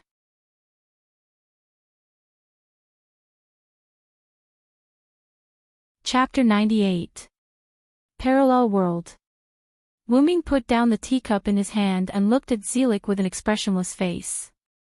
Yes, because a certain mysterious person in front of me has caused an even higher level of mystery to descend, my perception of other parallel worlds has become more sensitive. It's like a sixth sense that a world-destroying disaster will descend, and it's a disaster that will affect almost all parallel worlds. Zelik continued in a low voice, unfortunately, I don't have the ability to stop the disaster from happening, and I can't even lock onto its source. But now, I know of your existence. Wuming sneered at this. As the second Archmage, even Zhu Yu was dealt with by you. How can you not have a way to deal with this disaster that affects other parallel worlds? Wuming did not doubt Zelik's judgment that was similar to a sixth sense. For someone of his level, and a full-time second Archmage in a parallel world, Zelik's premonition could be said to be incomparably accurate. Zelik was not angered by Wuming's sarcasm. He smiled and said, because I already know that I can't deal with this disaster by myself. Wuming thought for a moment and asked, is it because you went to other parallel worlds to try to deal with this disaster, but you found that you couldn't do anything to solve it, Zelik? Zelik nodded and said, that's right. I solved many things that I thought were the source of the disaster, but I found that my perception of other parallel worlds was still on the verge of destruction. So, I came to find you. As an additional servant in this Holy Grail war, not only did you follow the Red Team Saber and summon her on your own, you also had many different identities throughout history. If it wasn't for the fact that I've talked to some heroic spirits before, I would even suspect that you were the one who played almost every role in history. Of course, Wuming also knew that Zelik was joking at the end, so he did not say anything about it. Most importantly, you seem to have said that you didn't die. Wuming poured himself another cup of tea, then asked, so, you think I can solve this crisis? Zelik shook his head, then said, of course not. Although I still don't know who solved this crisis, I can feel that that person has an unusual relationship with the heroic spirits. Zelik stood up and walked to a storage cabinet. As for you, you're an extremely special heroic spirit. I'm sure you'll definitely have a connection with that person. Therefore, I'd like to invite you to a parallel world to find that person who can resolve the disasters. At the same time, you can resolve the disasters that often occur in parallel worlds. After all, the fewer disasters in other parallel worlds have, the later the disaster that will affect other parallel worlds. Zelik took out a box and threw it to Wuming. Wuming almost guessed what it was, and immediately opened it. Then, Zelik on the side said, this is the magic dress you asked for. I specially made it in the shape of a crown. This should be very suitable for your caster profession. Wuming looked at the golden luxurious crown. It's called a crown, but it's more like a ring. However, Wuming doesn't care much about what this magic dress looks like, as long as it can be used. By the way, because I am afraid that you don't like its appearance, I deliberately set it as a magic dress that can automatically adjust its appearance. It is now in an inactive state. Moreover, I also set up an artificial elf for this magic dress. Of course, it is also in an inactive state. She will wake up at the moment you activate it and recognize you as the first master. Wuming was very surprised. He didn't expect Zelik to be so concerned about this magic dress. In fact, even without these factors, Wuming has a way to master this magic dress. It seems that you are very concerned about this matter, Zelik. Of course, Wuming and Zelik both knew that Wuming was talking about the disaster. Through the perfect production of the magic dress requested by Wuming, Wuming owed him a favor and had to pay attention to this matter. After all, the matter of the Yugomarinia family and the magic attire added together was enough for Wuming to owe them a favor.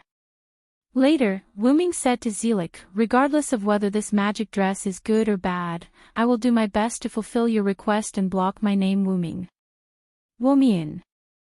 Zelik pronounced the pronunciation of this word, as if thinking about the origin of this name or related things.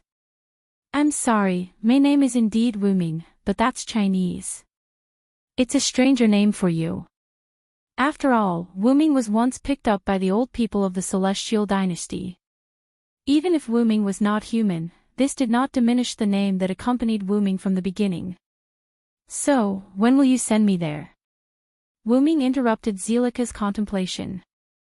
Zelik immediately replied, I've decided to send you to the parallel world now, what do you think? Wuming stood up and put the crown in his hand into the open golden ripple. Then let's begin. Zelik began to cast the second spell. Looking at the speed of casting, it seemed that he had already guessed that Wuming would agree and had been gathering magic power. Just as Wuming was about to be covered by the second spell, Wuming said, by the way, remember to take care of the people I know in this world. You're asking for a lot. Zelik, who was concentrating on casting the second spell, spoke up after a moment of silence. After all, this was transferring a high-ranked heroic spirit like Wuming, so Zelik had to be cautious. However, an accident still happened. The era had left a deep impact on Wuming. When he left this era, the era shifted to his destination. Oh no! Zelik was shocked.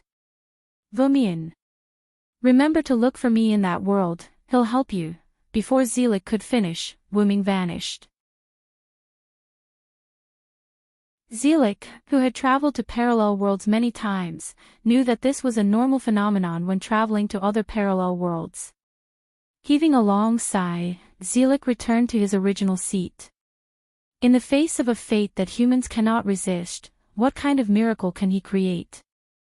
Zelik said as he took a sip of the freshly brewed tea. I'm really looking forward to it.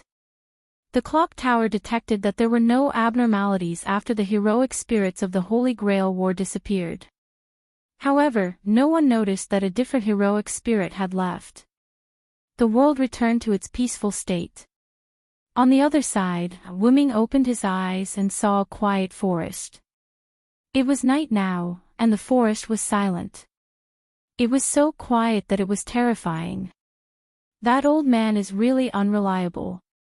Wuming complained and began his adventure in the new world. Or rather, he had embarked on the path to saving the world.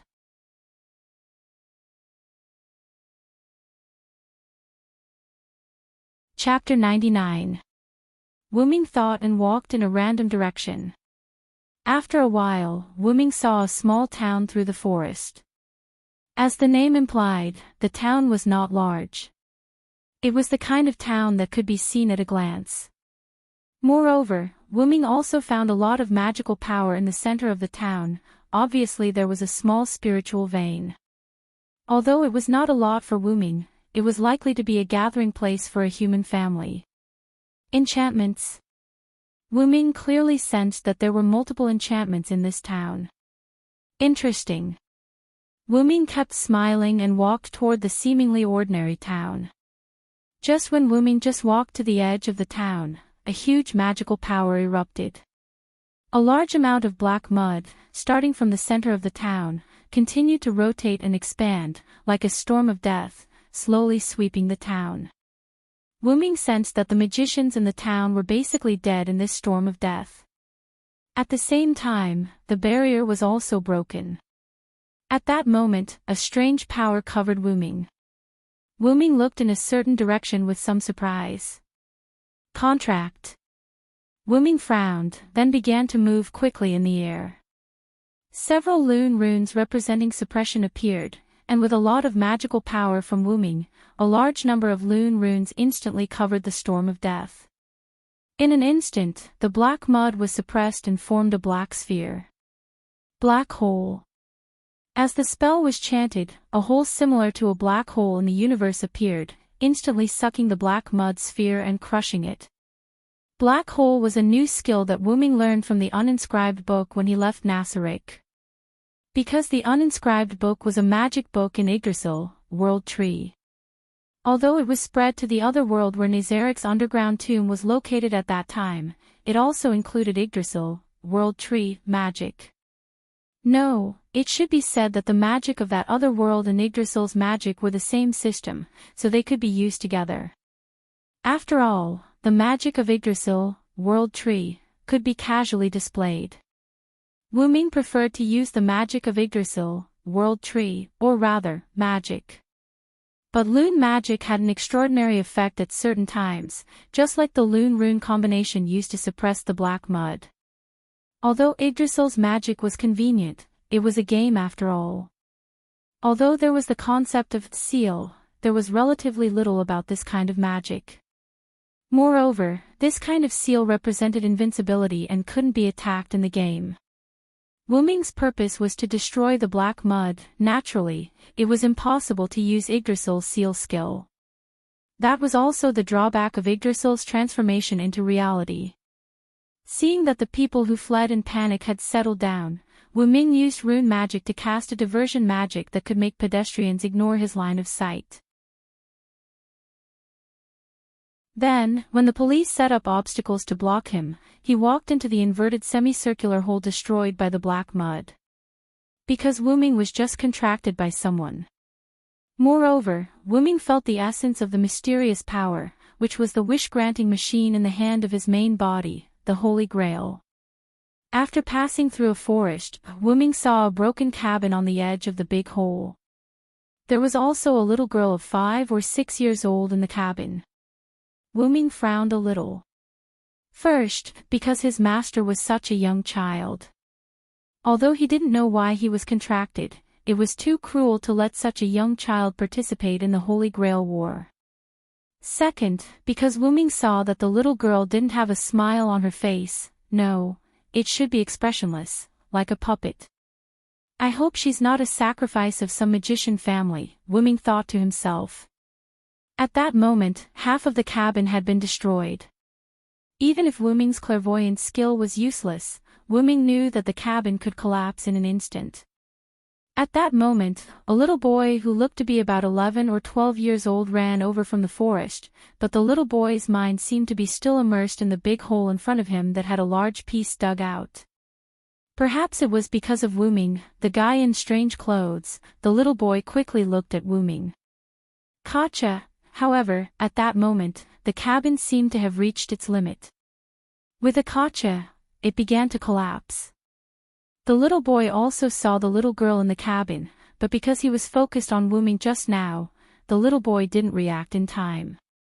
At that moment, the cabin had begun to collapse. Danger! The little boy yelled and ran to the cabin. But the little boy's speed was still too slow, and there was no time for him to run over. High-order transmission. At that moment, with a spell, Wuming instantly appeared beside the little girl. The little girl seemed to have just reacted. She tilted her head and unconsciously opened her mouth as she stared blankly at Wuming. Wuming instantly picked up the little girl, chanted the spell again, and appeared in the same place. At that moment, the cabin completely collapsed, and the little boy who was running to the cabin also stopped. Is this magic? The little boy said with some surprise. Wuming glanced at the little boy with a smile, then smiled at the little girl in his arms and said, "Are you okay, master?"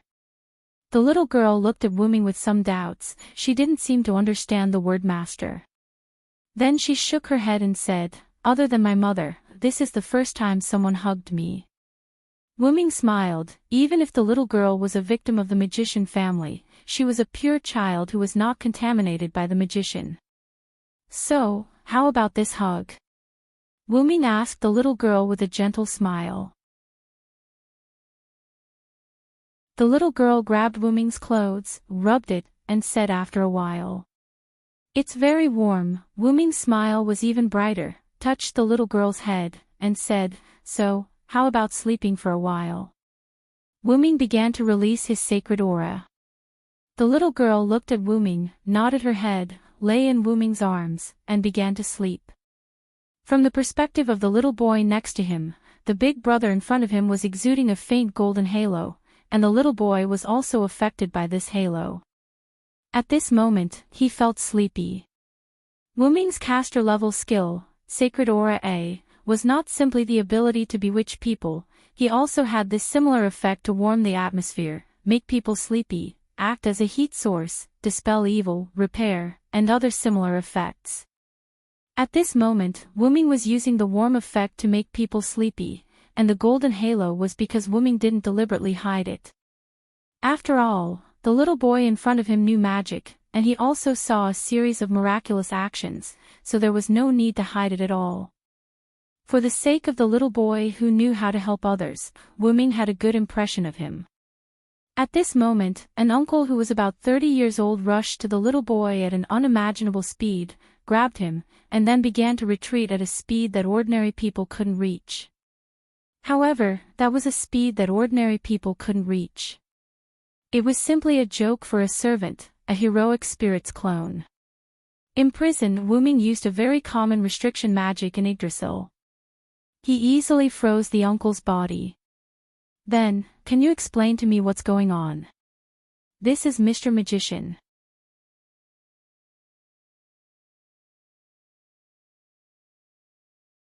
Chapter 100.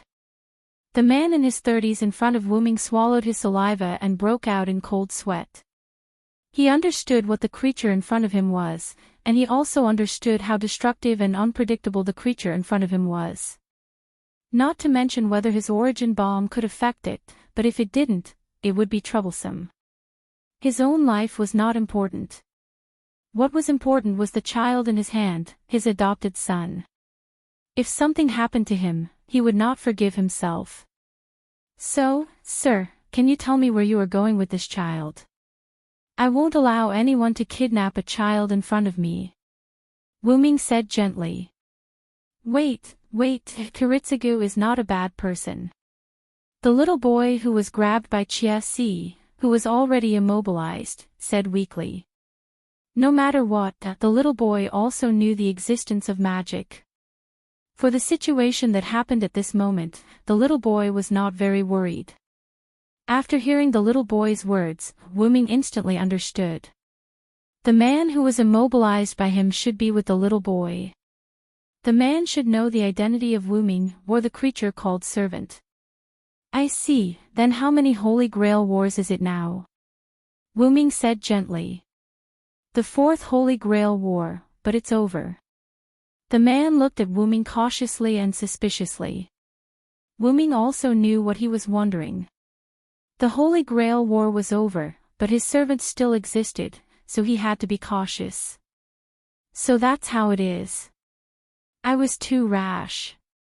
I apologize to all of you here. Wuming said and lifted the immobilizing spell on the man. The man breathed a sigh of relief, then looked at Wuming and the little girl in his arms, and then took the little boy to the remaining house near the big hole. It seemed that he wanted to collect information. Wuming didn't care about the impolite man. Wuming pointed on the ground, and a simple house appeared there. Because Wuming had the power provided by Yggdrasil Funbaba, he could slightly control the wood element. The main purpose of building this house was to give his little master a place to rest for a short time. Wuming took out a piece of cloth and put it on the wooden bed as a sheet, then he settled his little master, took out another piece of cloth, and covered her body. Then Wuming snapped his fingers, and a warm atmosphere filled the room. Wuming looked at the cup-shaped seal in his little master's hand and sighed. Wuming almost guessed that his little master's family probably died in this disaster. When Wuming came to the big hole, he released his magical power. After exploring, except for his little master and the father and son, there were no other humanoid life forms nearby. Wuming left the room and gently closed the door. Then Wuming gently jumped on the roof and sat down. Wuming knew that the father and son just now would definitely come to him again. Wuming didn't believe that the magician would come to this town that just suffered a disaster. In this way, Wuming began to meditate. On the other side, Amiya Kiritsugu and Shiro Amiya, the father and son Wuming met just now. At this moment, they were investigating the magician's family. I see, this is the godchild, the Shutsuki family secret. The uncle Amiya Kiritsugu looked at the ancient document in his hand with slight excitement.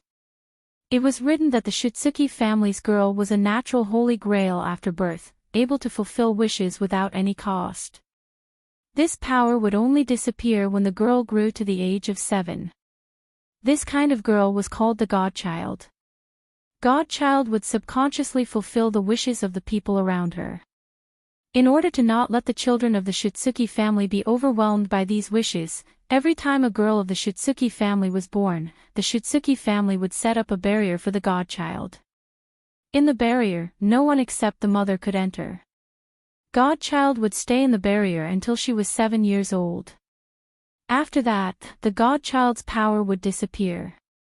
Only then would she be allowed to come out of the barrier. In this case, the girl would explain the disappearance of 7 years on the grounds of treating a disease or being adopted by a relative. Kiritsugu, it says here, this generation's Godchild, if the wish machine wants to fulfill the wish of saving the world, her soul will be imprisoned by the world forever. Shiro Amiya was a little surprised. After all, the soul would be imprisoned by the world forever. He really couldn't imagine how painful it would be. Ah, yes. Amiya Kiritsugu held his head and said, we know the way to save the world, but we didn't use the Godchild's method, and we couldn't even find the Godchild. Shiro Amiya looked at Amiya Kiritsugu with some surprise, as if wondering why he could say such a thing. Yes. Amiya Kiritsugu raised his head and looked at Shiro Amiya as if he had found a target. Shiro, the little girl next to the servant must be the Godchild. Shiro Amiya was puzzled. Kiritsugu, what do you mean? Find it, negotiate with it, and first find out what its real name is. Amiya Kiritsugu stood up and walked out of the room. Shiro Amiya also put down the book and quickly ran out. Remember, Shiro, the servant is a degraded version of the heroic spirit. Every heroic spirit was once a hero. The so-called hero is the kind of guy who has no feelings of ordinary people. They are all tools of heroic beliefs. Except for the command curse, nothing can control them. Kiritsugu looked at the wooden house that appeared out of thin air and continued to say to Shiro Amiya, from the series of actions just now, it can be seen that he is the kind of servant with the order attribute who will not kill for no reason. Generally, as long as you don't touch their taboo, you will be fine. Shiro Amiya looked at Amiya Kiritsugu, looked at his somewhat scary eyes, and nodded. Wuming opened his eyes and looked at the father and son who came to this side and smiled. Then, Wuming, Amiya Kiritsugu, and Shiro Amiya exchanged names. Then, Wuming learned about the situation of his master from Amiya Kiritsugu. Oh, Godchild. Wuming thought. Amiya Kiritsugu and Shiro Amiya stood opposite Wuming. Yes, in order to protect the last orphan of the Shutsuki family, we want to protect her. Even if you are a servant and have been instilled with the knowledge of this era, you can't better protect her in human society. How about we cooperate? Amiya Kiritsugu looked at Wuming with a blank expression. Wuming laughed. I'm sorry, I didn't mean to laugh at you. For magicians, my master is a rare universal wishing machine. I really can't think of anyone who wants to protect her. Then, Wuming looked at Amiya Kiritsugu, who was still calm, and Shiro Amiya, who was looking at Amiya Kiritsugu with a worried face, and said, well, then I accept your protection. I hope you don't let me lose hope, Amiya Kiritsugu-san. Wuming stretched out his hand and expressed a happy cooperation. Ah, happy working with you, Wuming.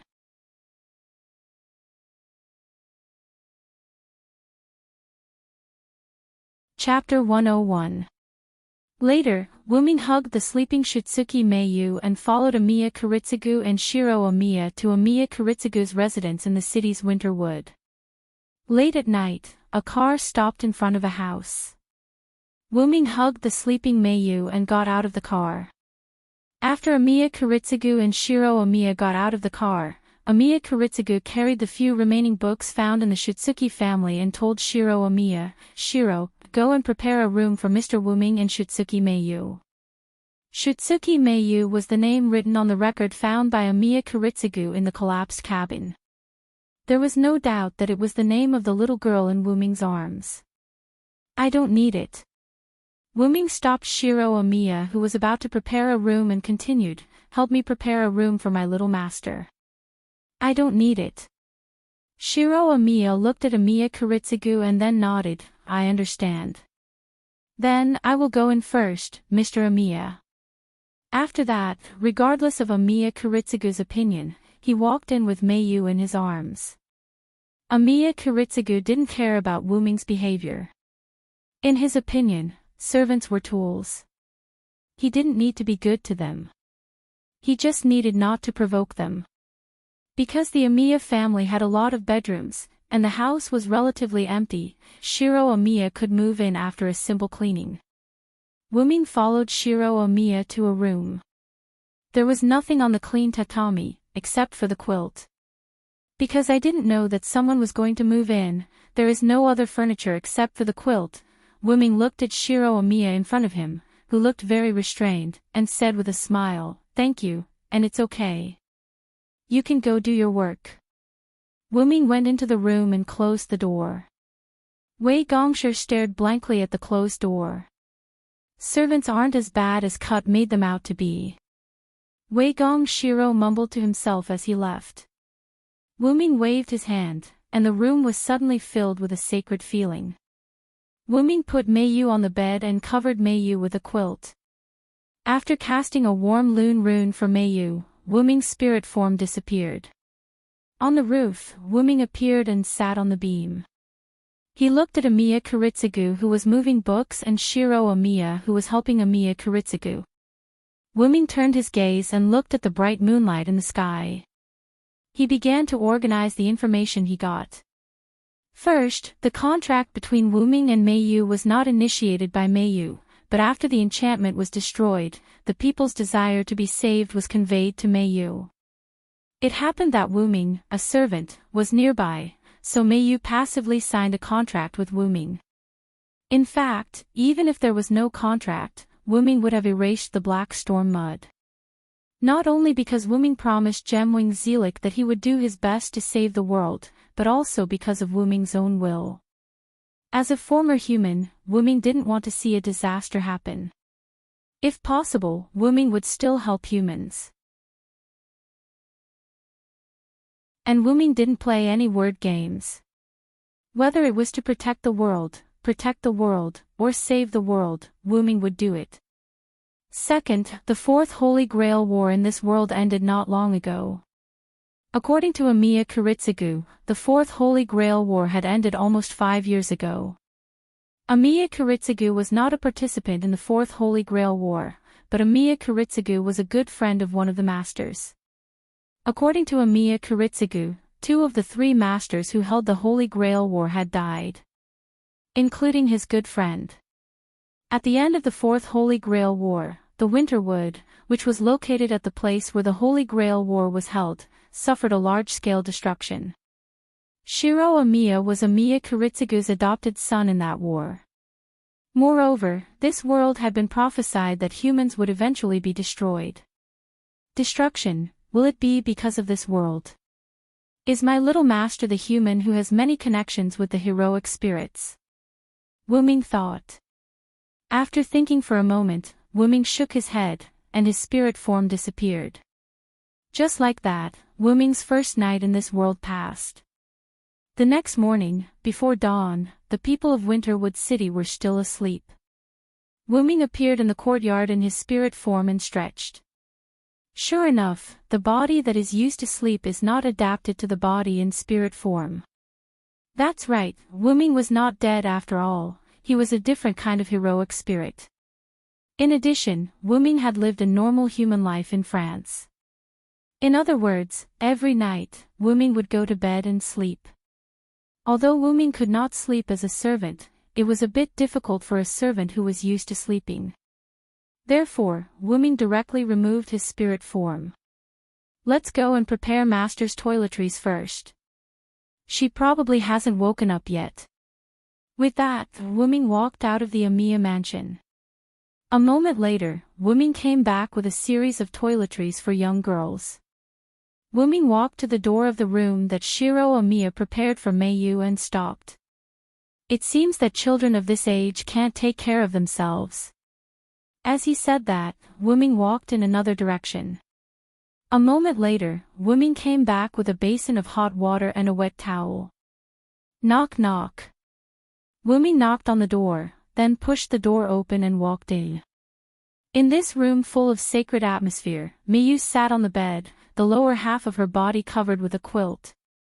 Because Meiyu fell asleep after meeting Wuming, Meiyu's clothes were still the same as before. It was a gorgeous dress similar to a witch's costume, and Meiyu had a flower-shaped hair ornament on her head. Masked. Looking at that expressionless face and cold red eyes, Wuming felt a tinge of heartache. Meiyu, why are you awake so early? With that, Wuming walked slowly to Meiyu's side, squatted down, put the things in his hands aside, and looked at Meiyu. Children shouldn't wake up so early, you need to sleep well. Wuming patted Meiyu's head. Meiyu's face showed a hint of confusion, as if she was wondering why he patted her head. I couldn't sleep, so I woke up, Meiyu said after a while. Wuming smiled sweetly at Meiyu. Is that so? Then let's wash up. Then, with Wuming's help, Meiyu successfully finished washing up. Then, Wuming brought Meiyu to the edge outside. Meiyu, sit here for a while, I'll prepare food for you. Meiyu looked at the edge made of wooden planks, then looked at Wuming and nodded. Meiyu hugged a cloth ball and sat down steadily. Wuming then started to go to the Amiya family's kitchen. But at this moment, Wuming stopped and looked back at Meiyu. Wuming found that Meiyu was just sitting there in a daze. Wuming frowned, and then a loon rune appeared in the air, and a few cute little fairies appeared beside Wuming. This was a loon magic to summon a familiar. Then, the little fairies flew to Meiyu's side. Meiyu looked at the little fairies in surprise, then looked at Wuming. In response, Wuming only smiled. Then, he left the room and went to the kitchen. Seeing Wuming's back disappear around the corner, Meiyu turned her gaze and looked curiously at the cute little fairies, and the corner of her mouth curved up slightly.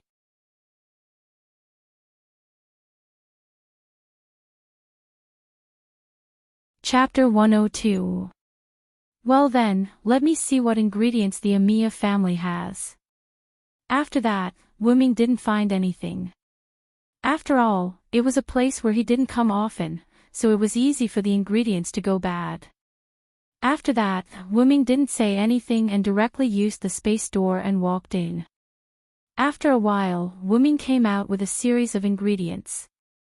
As for how to pay, Wuming said that he had some gold coins in his dragoness that weren't very useful. Just as Wuming was preparing food in the kitchen, Shiro Amiya walked in with a yawn. Hey! Mr. Wuming. Shiro seemed to be at a loss at the moment. He really didn't expect that the legendary heroic spirit would actually cook in person. Are you scared by me, Shiro Amiya? Wuming didn't turn his head and said in a gentle tone. No. I didn't expect Mr. Wuming to cook in person. Shiro Amiya said with some embarrassment. Wuming put the cooked food on the plate and said, Don't look at me like this, I'm also a teacher, and teachers are omnipotent. I see, is Mr. Wuming a teacher? Who did Mr. Wuming teach? Shiro Amiya asked curiously. Wuming turned his head and looked at Shiro Amiya. And Shiro Amiya seemed to be aware of his own behavior. Inquiring about heroic spirits was equivalent to inquiring about their weaknesses. For those who became heroic spirits, their own death was sublimated by the legends and thus became a weakness. Just like Wuming's previous saber class, Wuming might instantly return to the heroic spirit palace if he used a fire magic spell that was large enough to destroy a servant. Of course, to Wuming, this was just a respawn point. But Wuming was a caster at the moment, so Hyunryong wasn't dead, but Hyunryong wasn't needed anymore. Perhaps only a weapon that contained a large amount of human power would be able to harm Wuming. I'm the great sage who taught the hero king, Wuming joked as he walked towards the door with a plate of food. Before he left, he added, "By the way, I left some ingredients for you and Mr. Amiya. You can use them directly." Shiro Amiya looked at Wuming's back as he left, and then looked at the ingredients on the stove. Mr. Wuming is not as difficult to get along with as Kiritsugu said. With that, Shiro Amiya began to prepare breakfast. On the other side, Wuming came to the edge and saw Mayu, who was sitting on the edge and playing with the elf. It was rare for Mayu to have a smile on her face. "Mayu!" Wuming shouted at Mayu. Mayu turned her head and looked at him with a puzzled face, and the smile on her face was gone. Sure enough, it will take a while for Mayu to grow into a normal child. "Mayu, come and taste the food I made." Wuming put a plate of exquisite food in front of Mayu. It was a plate of golden omelette rice. As a person who doesn't cook, it was basically impossible to make such a plate of omelette rice, whether it was color or fragrance. However, this was a world full of mysteries. Well, Wuming used magic and added his own sacred aura to this plate of omelette rice, so it looked like it was glowing. Looking at Mayu looking at the plate of omelette rice but not eating, Wuming sighed. "Do you need me to feed you?" Wuming asked gently. Mayu thought for a moment and nodded. Wuming smiled helplessly and then picked up the plate of omelette rice. Wuming picked up the spoon and cut a hole in the egg skin of the omelette rice. The rice inside the egg skin instantly broke out, showing the golden rice grains. The rice grains were mixed with ham and vegetables, showing a different kind of beauty. Mayu looked at this scene, her eyes slightly widened. It can't be helped, who told this guy to deliberately use magic as an auxiliary means to make it? Wuming scooped up a small spoonful of golden rice with meat and vegetables, gently blew on it, and handed it to Mayu. Mayu looked at Wuming, then looked at the spoon in front of her, and finally gently opened her mouth and ate the spoonful of rice. The moment the rice entered her mouth, Wuming could see some ripples in Mayu's eyes. Wuming smiled. Mayu slowly chewed the food in her mouth, and Wuming patiently waited. After a moment, Mayu swallowed the food in her mouth and said, "Delicious." Looking at Mayu's "I still want to eat" expression, Wuming's smile became more brilliant. "Eat more if it's delicious." "Okay." Just like this, Wuming slowly fed Mayu the omelette rice spoon by spoon, and Mayu ate the food on the spoon that Wuming handed over. This meal took about half an hour. As for whether the omelette rice would get cold, Wuming said that the rice blessed by his skill would not get cold. Finally, Wuming put down the plate and spoon in his hand, and looked at Mayu who was still savoring the aftertaste. Coincidentally, there was a grain of rice hanging on the corner of Mayu's mouth. Wuming reached out to remove the grain of rice, but just as Wuming used a finger to pick up the rice, Mayu opened her mouth and ate the grain of rice. Wuming smiled awkwardly. Because, at this moment, his finger was still in Mayu's mouth. After pulling his finger out of Mayu's mouth, Wuming awkwardly looked at the finger that was covered with Mayu's saliva. "Wash it off." "Isn't that disdaining Mayu for being dirty?" "Don't wash it off." "Then why do I keep this finger covered with saliva?" At this moment, Shiro Amiya came out from the corner. "Mr. Wuming, I prepared some miso soup for you and Shuoyu." Shiro Amiya put 2 bowls of soup in front of Wuming and Mayu. "Thank you very much," Wuming politely said, and then began to drink. Mayu looked at Wuming pick up the miso soup, and also picked it up. After Wuming finished drinking, he put down the bowl and commented, "Not bad, you really are a good seedling to be the court's husband." Shiro Amiya smiled awkwardly. After all, it was a joke, not a serious one. "It's not as good as the previous egg dumpling rice," Mayu suddenly said. Is that so? I'm sorry, I'll work harder next time." Shiro Amiya was a little embarrassed. after the two finished drinking, Shiro Amiya packed up the cutlery including Wuming's egg dumpling rice and left. You can't be so rude, Meiyu. Wuming taught Meiyu. But, it's really not as good as the egg dumpling rice. Meiyu tilted her head and said innocently. Wuming was a little helpless. He knew that Meiyu now lacked the emotions of a normal human. This kind of situation could not be solved by magic. It was better to let nature take its course. Wuming patted Meiyu's head and said, "You're right, but you still have a lot to learn. Remember not to define something too early."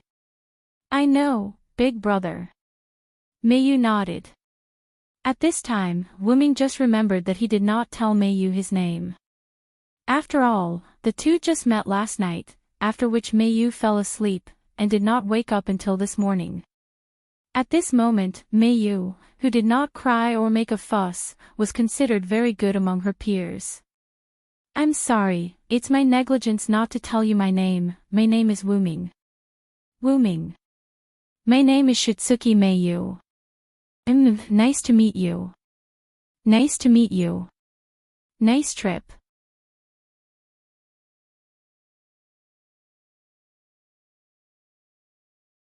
Chapter 103. After breakfast, Wuming was going to take Meiyu out to buy some clothes. At the door, Amiya Kiritsugu came out of the house. Where are you going to take it?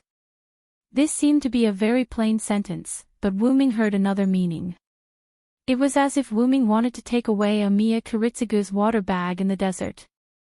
I'm going to take my master to buy some clothes. Mr. Amiya, are you interested in coming together? Wuming said with a gentle smile. For some reason, Wuming always smiled when he was Hyunryong. Wuming would fake a smile to those who didn't need it, but Wuming would smile from the bottom of his heart to those who needed it. Amiya Kiritsugu didn't speak. After a while, he said, "Can you let Shiro go with us? Shiro hasn't bought new clothes for a long time." Wuming didn't make any objection to this, but looked deeply at Amiya Kiritsugu. Then Wuming said, "Of course, I like children very much."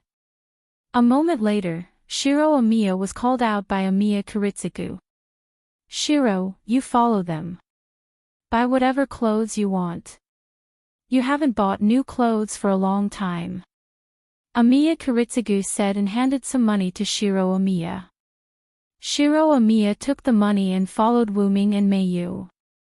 After all, Wei Gongshi was wearing a new set of clothes that he had just bought.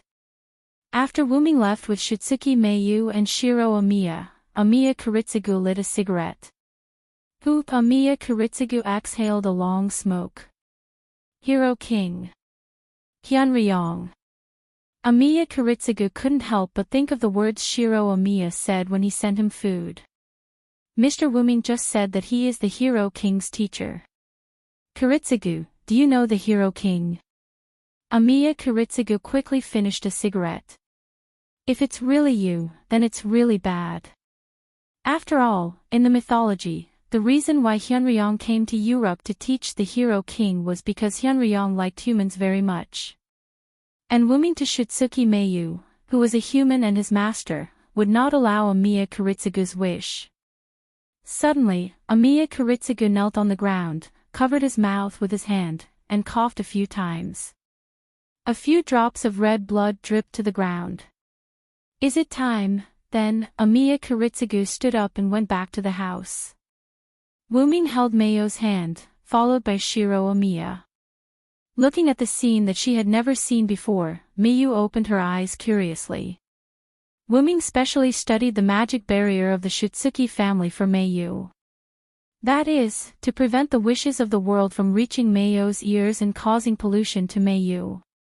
Because he was a caster, Wuming's ability to analyze magic and other things was still very strong.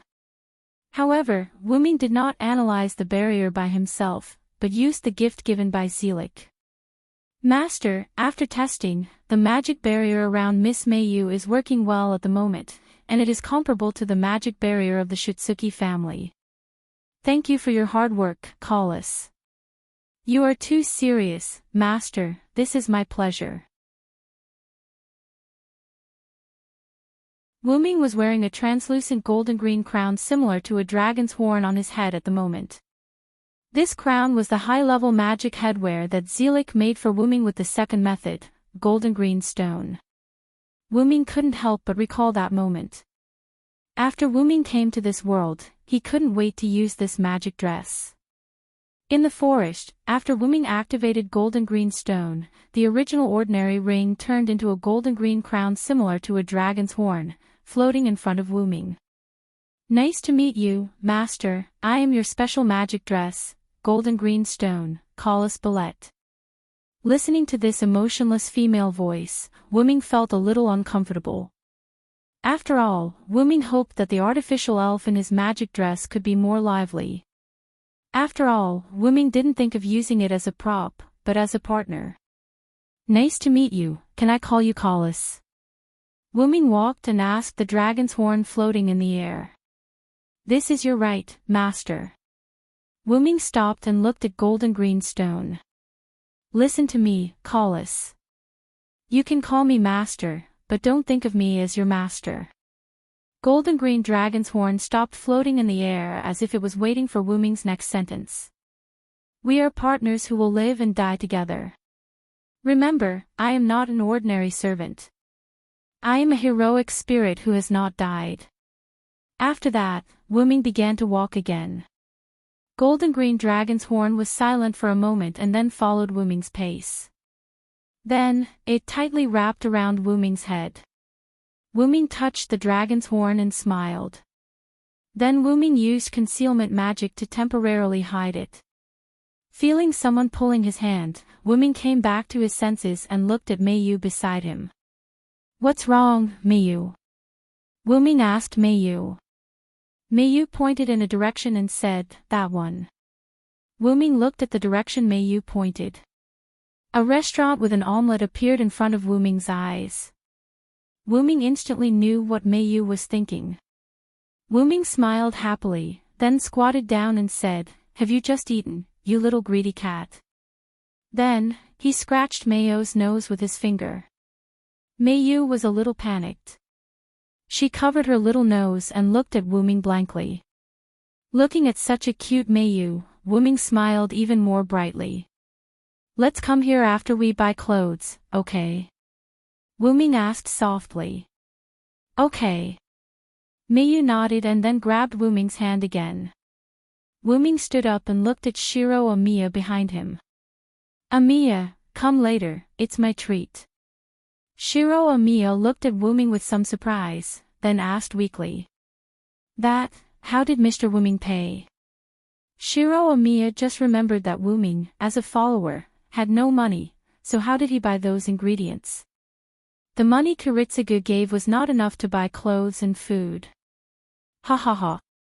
Ming laughed twice, then said, I'm the teacher of the Hero King, who has all the treasures in the world, the tuition is enough for me to eat and drink. So that's how it is, then Mr. Ming is very rich. Ha ha ha, of course. In this way, the three of them went farther and farther away. However, Shiro Amiya did not notice a problem. Everything that came with a servant was made of magic, but Ming's items could be left in the modern world. This was also because Shiro Amiya did not understand the servants and did not understand the Holy Grail War, so Ming exposed his information. Even if he wanted to tell Amiya Kiritsugu, it was fine. Ming had already seen that Amiya Kiritsugu's vitality was almost gone.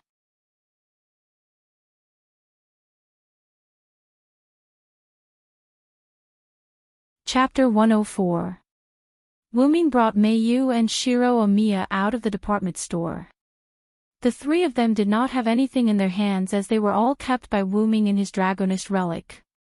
Ming brought Mayu and Shiro Amiya to the restaurant that they came across earlier. After ordering a portion of omelette each for Mayu and Shiro Amiya, Ming brought the two of them to a seat. After a while, the waiter served the omelette. Due to Ming's actions, Shiro Amiya was not reserved around Ming. He picked up the spoon and said, I'm going to eat. Then, he began to enjoy the meal. On the other hand, Meiyu kept looking at Wuming as if to say, "Why aren't you feeding me yet?" Wuming smiled and shook his head helplessly.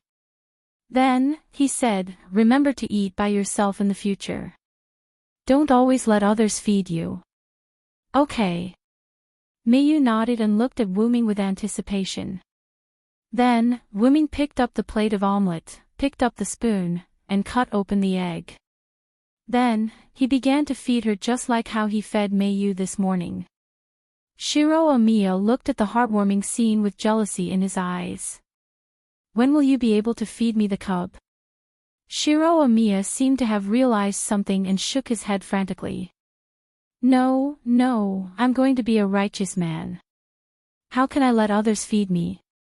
With that thought, he seemed to be motivated and began to eat in big mouthfuls. After Shiro Amiya finished eating, Wuming only fed her half of the omelette. Then, under Shiro Amiya's gaze, Wuming finished feeding her. Wuming picked up a tissue and wiped the corner of Meiyu's mouth. Then, he said, "Okay, let's go." "Okay," Meiyu said calmly. Then, she added, "This omelette isn't good. It's not as good as yours." Wuming looked at Meiyu who wanted to say something. "But, it's very warm." Wuming was silent. As a human who could grow up normally, Wuming could not imagine what Meiyu, who was almost 6 years old, had experienced in the past 6 years. She was only allowed to see her mother and live in that small house. She was not allowed to read books or understand the outside world. She was not allowed to have feelings for anyone. She was not allowed to do anything. Although this was for the good of Meiyu and the other divine children, it was still a little too cruel. After a while, Wuming picked up Meiyu. "Meiyu, maybe you don't understand now, but you have to remember that your name is Meiyu. You are no longer Shuoyu. You don't need to bear any responsibility of the Shitsuki family anymore. Because, I am here." After saying this, Wuming's aura suddenly changed, as if a god had descended. Meiyu, who was picked up by Wuming, opened her big red eyes and looked at Wuming. At this moment, Meiyu's eyes were slightly moist. Moreover, Meiyu seemed to feel the feelings conveyed by Wuming. Then, Meiyu lay in Wuming's arms, closed her eyes, and fell asleep. Before Meiyu fell asleep, Wuming vaguely heard a sentence, "Thank you." Wuming suppressed his aura, and then Wuming cast a mute magic on Meiyu, and said to Shiro Amiya, "Let's go, Shiro Amiya." "Yes. Yes." Shiro Amiya looked at Wuming with some surprise. Now, Shiro Amiya knew why his adoptive father, Amiya Kiritsugu, was so afraid of followers. Soon, Wuming carried the sleeping Meiyu, followed by Shiro Amiya, and the three people returned to the Amiya mansion. After Wuming settled Meiyu, he followed Shiro Amiya to see Amiya Kiritsugu. "As long as I am here, Meiyu will not become the Great Holy Grail." After leaving this sentence, Wuming left. Shiro Amiya looked at the gloomy face of Amiya Kiritsugu, and didn't know what to do. Amiya Kiritsugu's face was gloomy. He should have thought that if it was really that Hyunryong, whether it was out of love for humans, or because Meiyu was his master, Wuming would protect Meiyu. Then, Amiya Kiritsugu spat out a mouthful of blood, and sat on the ground. "Kiritsugu!" Shiro Amiya quickly ran to Amiya Kiritsugu's side and helped him up. At this moment, Amiya Kiritsugu's face was even more aged. "Hey! Dad! What's wrong with you?" Shiro Amiya said anxiously. Amiya Kiritsugu shook his head. He knew that his body couldn't take it anymore. He spat out blood because he had finally found a way to save the world, but he was stopped by an invincible person. "Shiro, you must remember our wish." Shiro Amiya looked at the current Amiya Kiritsugu and nodded heavily. On the other side, Wuming returned to Meiyu's room. Looking at the still sleeping Meiyu, Wuming smiled with relief. Wuming was now even more convinced of what he had said. I'm here. I will definitely protect you, Meiyu. As if hearing Wu Ming's voice, Meiyu slowly opened her eyes. Then, Meiyu got up in an instant and threw herself into Wu Ming's arms, just like a newborn bird throwing itself into its parents' arms. Wu Ming hugged Meiyu, and then Wu Ming found that Meiyu's eyes had turned golden at this moment. Just like himself. Wu Ming's hair and eyes turned golden because of the high-density divinity brought by his caster rank, Qianriyong. Meiyu's original eyes were undoubtedly red, but at this moment, they became the same as Wu Ming's.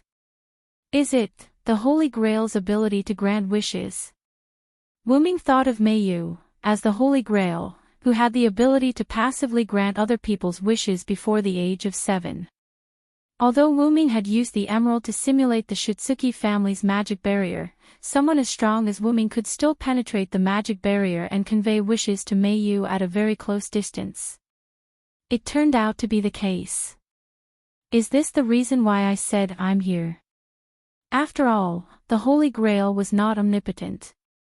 It could only choose the most appropriate way to grant wishes at present. Perhaps for the judgment of the Holy Grail system, for Meiyu, letting Meiyu become Wu Ming's family and be protected by Wu Ming was the most ideal idea of no need to bear the responsibility of the Shitsuki family. No wonder Meiyu was so tired that she fell asleep. It turned out that the Holy Grail played a role in fulfilling Wu Ming's wish, which led to Meiyu's exhaustion. Well, this is not bad. Then, you are my sister. Please take care of me, Meiyu. With that, Wu Ming put one of his hands that was holding Meiyu on Meiyu's head and touched it. Well, please take care of me, brother. In this way, the person who Shitsuki Meiyu died, the so-called Meiyu who was Wu Ming's sister was born, and a new life began.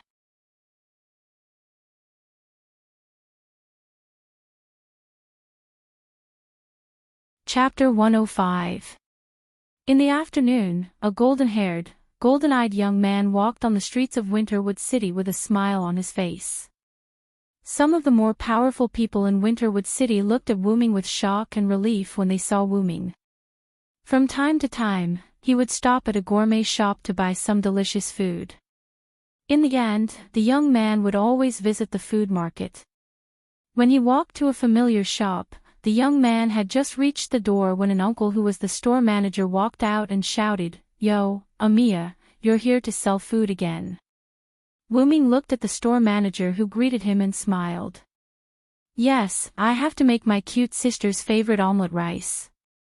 "As expected, the meat in your shop is still the freshest." The uncle laughed, "Ha ha ha, of course. I've been running this shop in Winterwood City for more than 10 years. The freshness of the meat is one of the best." At this time, the store manager of the next shop suddenly appeared. "Humph. If you want to talk about the quality of the ingredients, you have to look for my shop. Although the meat in my shop is slightly inferior, the vegetables in my shop are the freshest in Winterwood City." "You old man. Are you trying to make trouble for me?" "You're the one who's trying to make trouble for Brother Amiya. It's obvious that Brother Amiya wants to cook for his beloved sister. You actually sold your stale vegetables to Brother Amiya while I was busy and closed the shop. I think you're provoking me." Looking at the two quarrelsome store managers who looked like they were about to fight, Wu Ming felt helpless. "The two of you have a good relationship," Wu Ming said gently. The two uncles had taken root here ever since Wu Ming bought food here. Although they looked like they were in conflict, they were actually quarrelsome. Otherwise, they wouldn't have put their shops together to do business. Hearing Wu Ming's words, the two uncles snorted and then took out the ingredients that they had prepared. "Amiya, this is the best meat that I've carefully selected. I'll sell it to you at the same price as before. Brother Amiya, these are the vegetables that I personally picked. I'm selling them to you at the same price as before." Wu Ming smiled helplessly, paid the bill, thanked him, and left. Then, the two uncles began to discuss. "Brother Amiya is such a good returnee. Why does he always buy ingredients personally?" Another uncle said, it's obvious that you're ignorant. Amiya dotes on his sister a lot. Every time he cooks for his sister, he buys the ingredients himself. That's true. Otherwise, with brother Amiya's family business, he wouldn't need to run errands himself. That's great. I wonder if he'll take a fancy to my daughter. Forget about it. I think my niece is better. It was another round of shoulder to shoulder, as if they were about to fight.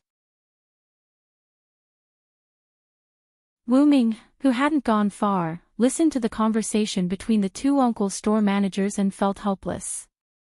At this time, Wu Ming had been in this world for almost 5 years.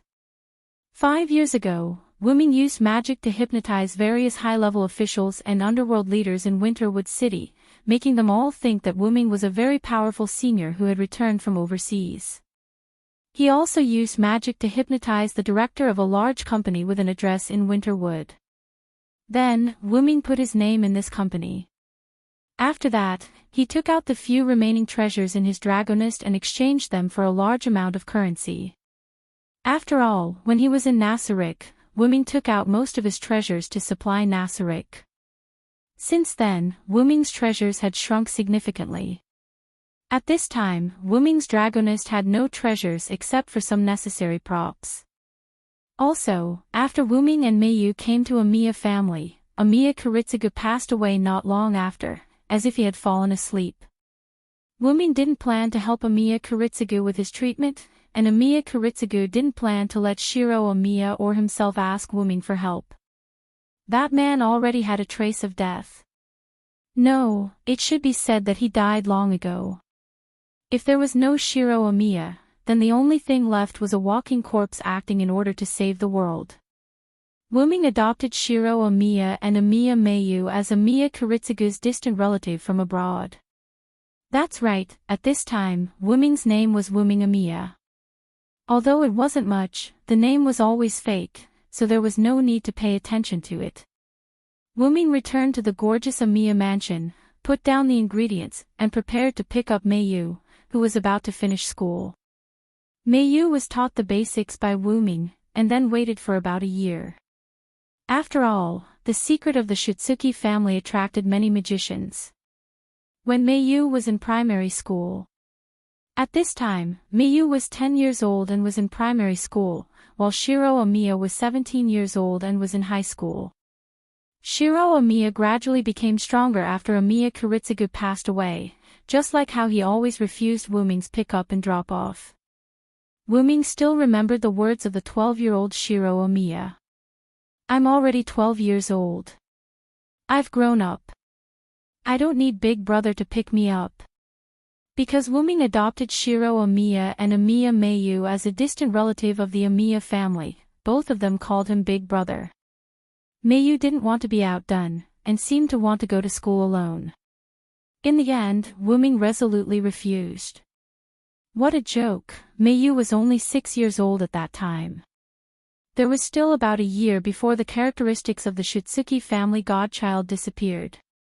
It was inevitable that there would be magicians who knew about the Shitsuki family's godchild. Amiya Kiritsugu was suspicious because the Shitsuki family deliberately hid girls under 7 years old.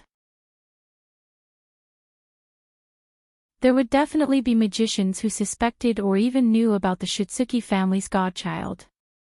As for Meiyu's golden pupils, Wu Ming used a special kind of magic, similar to contact lenses, to turn Meiyu's golden pupils into a special color between orange and pale gold. For the time being, he called it orange gold. Wu Ming also changed his pupils to orange gold.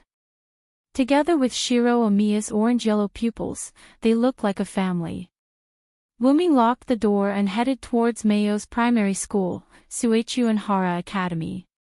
To be precise, it was the primary school of Suichu Hara Academy.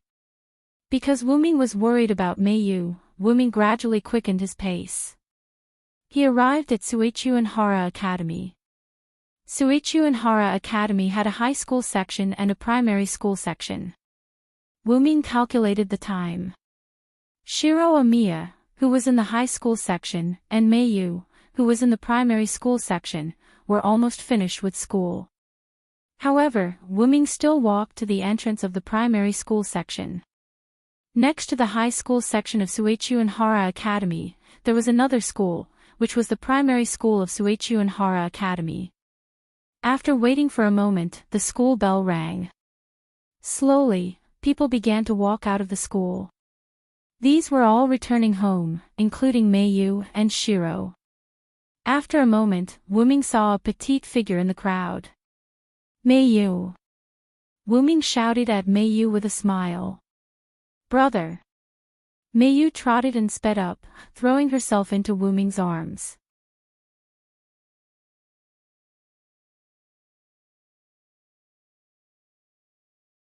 Chapter 106. Wuming crouched down and hugged Meiyu, who was running towards him.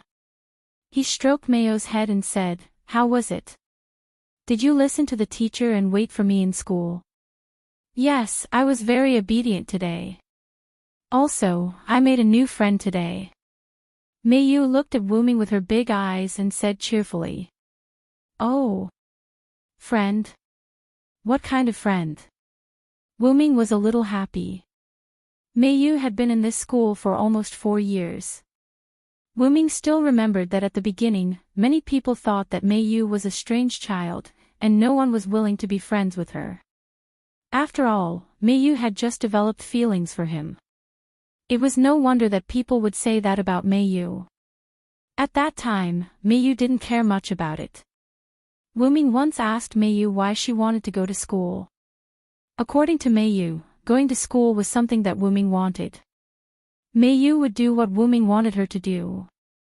This made Wuming very helpless at that time. This couldn't be blamed on Meiyu. When she had just developed feelings for him, other than Wuming, even Shiro Amiya, who she saw every day, couldn't attract Meiyu's attention. Meiyu only cared about Wuming. At that time, Wuming followed Meiyu almost every day in spirit form. Firstly, it was to protect Meiyu. Secondly, it was to pay attention to Meiyu's behavior in school. Wuming wanted to slowly guide Meiyu according to her interests in school. In the end, Wuming discovered that Meiyu's interests could be said to be 0, or it could be said to be all. Meiyu was very interested in this world that she didn't see before. Especially under Wuming's guidance, Meiyu developed feelings for him. However, Meiyu wasn't interested in anything in particular. Moreover, Wuming was called to the office more than once by the head teacher because of Meiyu's lack of feelings in school. Wuming had no choice but to use the reason that Meiyu had been in a car accident and suffered severe brain damage to dispel the doubts of the teachers. Fortunately, around 2 years ago, Meiyu's feelings at that time had almost completely recovered.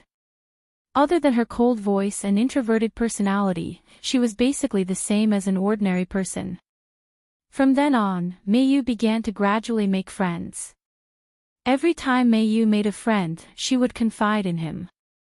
Wuming would also listen patiently and ask Meiyu from time to time. It was the same this time. "She's behind. Let me introduce her to you," Meiyu asked with a red face. "And I also want to meet Meiyu's new friend." Wuming looked in the direction that Meiyu pointed. A little girl with golden curly hair and a ponytail was hiding in a corner. Her small head was poking out to look at Wuming and Meiyu. "Erica, over here." Meiyu waved at the little girl with golden curly hair and a ponytail. The little girl named Erica heard Meiyu's call and walked over awkwardly. "Brother, this is Erica, Erica Ainsworth," Meiyu said to Wuming. Wuming looked at Erica with an expressionless face. Erica also looked at Wuming with a strange smile. "Is that so? You're Erica. I'm Meiyu's brother. My name is Amiya Wuming. Nice to meet you." "Nice to meet you." However, after Erica finished speaking, her mouth changed as if she said something, but Meiyu didn't see it. Wuming's expression didn't change. He said to Meiyu, "We have something to do today. I'm really sorry. Erica, we'll leave first." With that, Wu Ming pulled Mei Yu out of the Suichuan primary school. Erica didn't move from her spot. A moment later, a teenager wearing the Suichuan primary school uniform came over. Erica, are you sure it's him? Is that so? Then let's go. With that, the teenager left with Erica. Wu Ming held Meiyu's hand and walked on the road. Meiyu asked with some concern, "Brother, what's wrong? Why are you in such a hurry to leave?" Wu Ming held Meiyu's hand and said while walking, "Meiyu, when did you meet that Erica?" Although Meiyu was puzzled, she still told Wu Ming the information about Erica. "When I was eating lunch this afternoon, Erica suddenly ran to me and said that she admired me and wanted to be friends with me. The strange thing is, I've never seen Erica in school. Maybe she's a new student." Wu Ming was relieved. This new year, Wu Ming felt more than once that someone was watching him, and there were more than once magicians who attacked the Amiya mansion. Although these people were dealt with by Wu Ming, but every time they were dealt with, the magician would turn into a puppet. With Wu Ming's eyes, he could naturally see that this was the most basic magic of magicians, replacement magic. This was a high-level method of replacing a person's personality with a puppet. The only one who could use this kind of magic was one of the three families of the Yu family, the House of Einstein Barons. Wu Ming didn't know whether the other party was Einstein Barons or not, and didn't know why the other party didn't take the initiative to come, but this didn't affect Wu Ming's fear. Wu Ming secretly gave Mei Yu the Emerald Stone in order to prevent Mei Yu from being harmed during school, and also set up a large number of teleportation magic on Mei Yu. If there were any accidents, Wu Ming would be able to teleport over in an instant. Moreover, in the past 5 years, Wu Ming had transformed the Emerald Stone into a noble relic. Emerald Stone, Colossus Beryl, Chrysoberyl, level, C+ type, human noble relic distance, 050 maximum capture, 100 people. It was a magic attire specially made by the second mage, Keshua Zelrich Subian Augustus. It was a magic attire with artificial spirits. Normally, it would be used as a head ornament, but it could borrow the magic of a parallel world to perform detection, scanning, analysis, simulation, disguise, transformation, warning, defense, and a series of other types of high-level magic attire. After becoming a noble artifact, its performance became even more perfect. However, because it was a magic attire, its level could only reach C rank. Colossus' intelligence was quite high. Wu Ming asked Colossus to take care of Mei Yu. After much reluctance, Colossus followed Wu Ming's arrangement and hid on Mei Yu's body, becoming an accessory on her school bag. As for the Erica he met today, Wu Ming could feel that she was a living god-level character. At that time, the words Erica mouthed were Qianryong. This made Wu Ming shocked. This meant that the other party already knew his identity. Looking at how fearless she was, she probably had a way to deal with him. Wu Ming was puzzled as to how he was exposed. Since then, after knowing that there was a hidden enemy, Shiro Amiya's memory of him had been erased by Wu Ming. Of course, this was under the condition that Shiro Amiya was willing to do it. Mei Yu, our peaceful days are coming to an end. Mei Yu was stunned. Wu Ming could feel that Mei Yu's hand was trembling. Do you mean that I'm going to be separated from brother? Mei Yu said to Wu Ming with a gloomy face. Of course not. I said that as long as I'm here, you don't have to bear the responsibility of the Shitsuki family. Wu Ming looked at Mei Yu seriously. Mei Yu nodded seriously. Then, the two of them walked towards the Amiya mansion.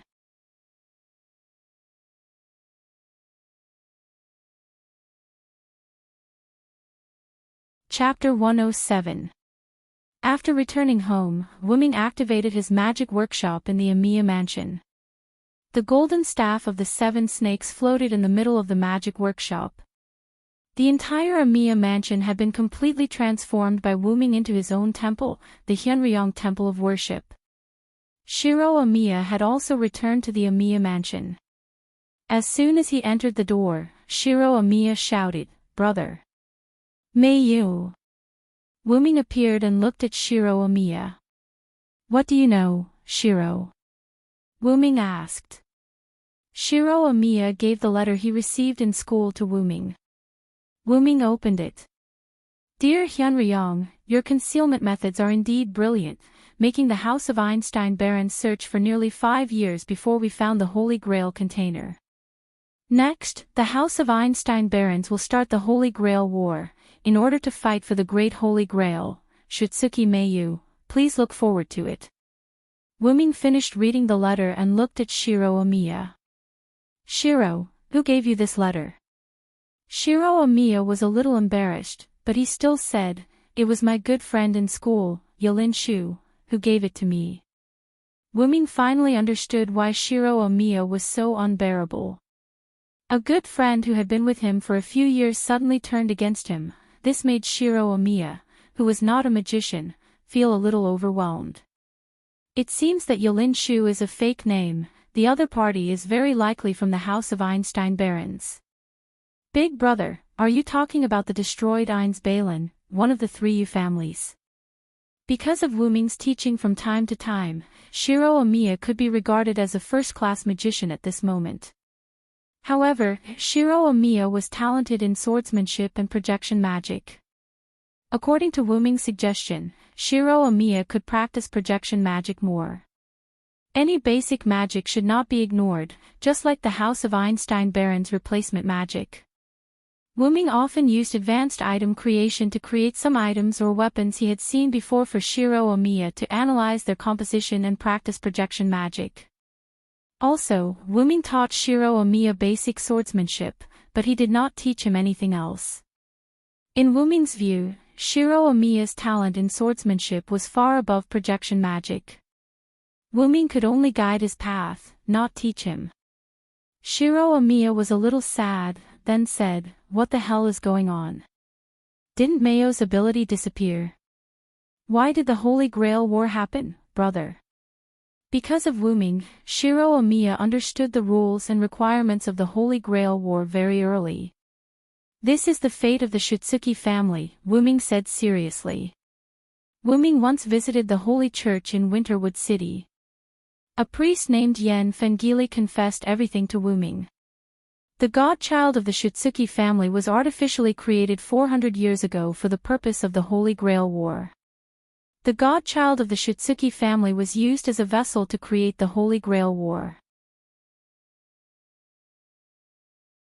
By sacrificing the souls of the servants, the Holy Grail War was created. In the Fourth Holy Grail War, 2 of the 3 families who organized the Holy Grail War were killed, and the remaining family also suffered a great loss. They might not even be able to maintain their status in the magic world, so the Holy Grail War was never held again. The Holy Grail War was to use cards with the servants' power to turn the masters into servants. 7 servants would fight each other, and the wish would be fulfilled on the last day. This is a war sooner or later. I'm going to the clock tower in England. You and Mayu stay here. Don't go anywhere. Don't leave this house. This is already my magic workshop. Even assassin can't sneak in, and berserker can't come in. I know. I'll participate in the Holy Grail War and protect Mayu. Shiro Amiya said solemnly. Wuming flicked Shiro's head. Let's not talk about whether you have a card or not. I'm here. You don't need to worry about the Holy Grail War. Shiro Amiya covered his forehead with a pained expression.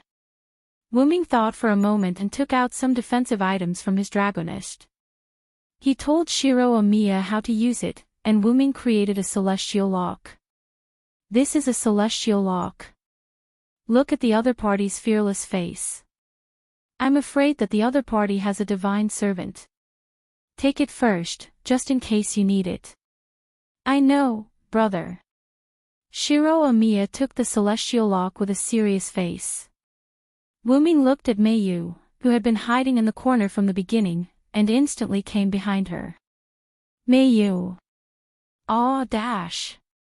Meiyu was obviously shocked and looked at Wuming with resentment. Woo!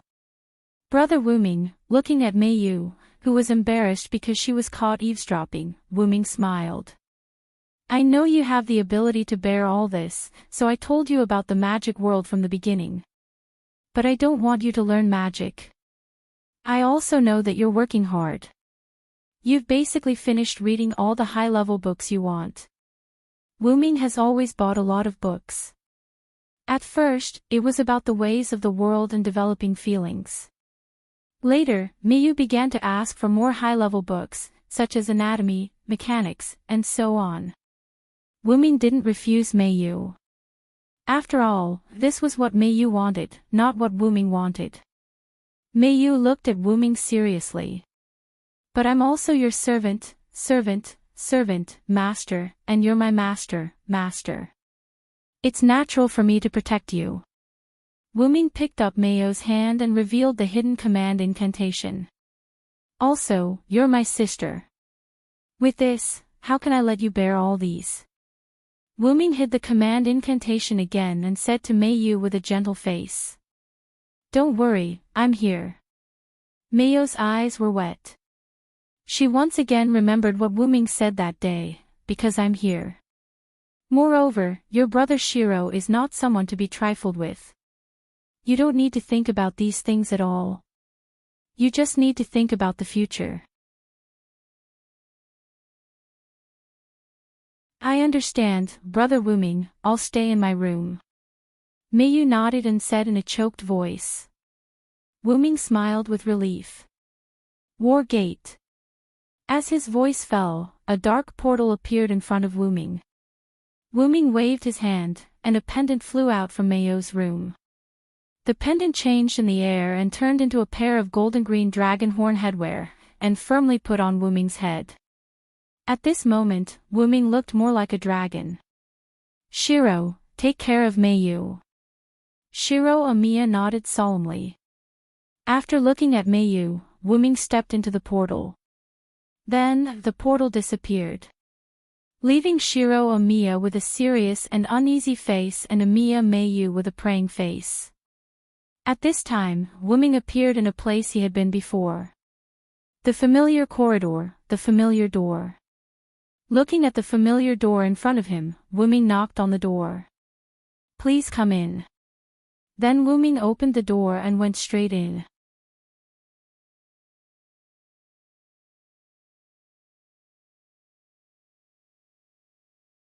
Chapter 108. Wuming opened the door and went in. What he saw was the same as the other world. In the dim room sat a sturdy old man with red eyes and a short white beard. Kitty Zelik Shabine Augustus. Should I call you Hyunryong or Wuming? Zelik said with a smile. Whatever you want. It's my name anyway. I'm here for something, Wuming said indifferently, then sat down and poured himself a cup of tea. Zelik from the other world asked you to come, right? You want to ask about the information of this world, right? Zelik asked. Yes, but can you please answer me? How did the humans in this world end up being destroyed? I promised Zelik to save the world if I could, Wuming said after taking a sip of tea. The disaster in this world has been solved by me and my other self. Solved. Wuming looked at Zelik. Because the other me in the other world sensed a disaster that could affect parallel worlds, the other me began to unite with the other me in the other worlds. This world of mine has already been saved by the me in the other worlds through the second method of uniting. Wuming was relieved.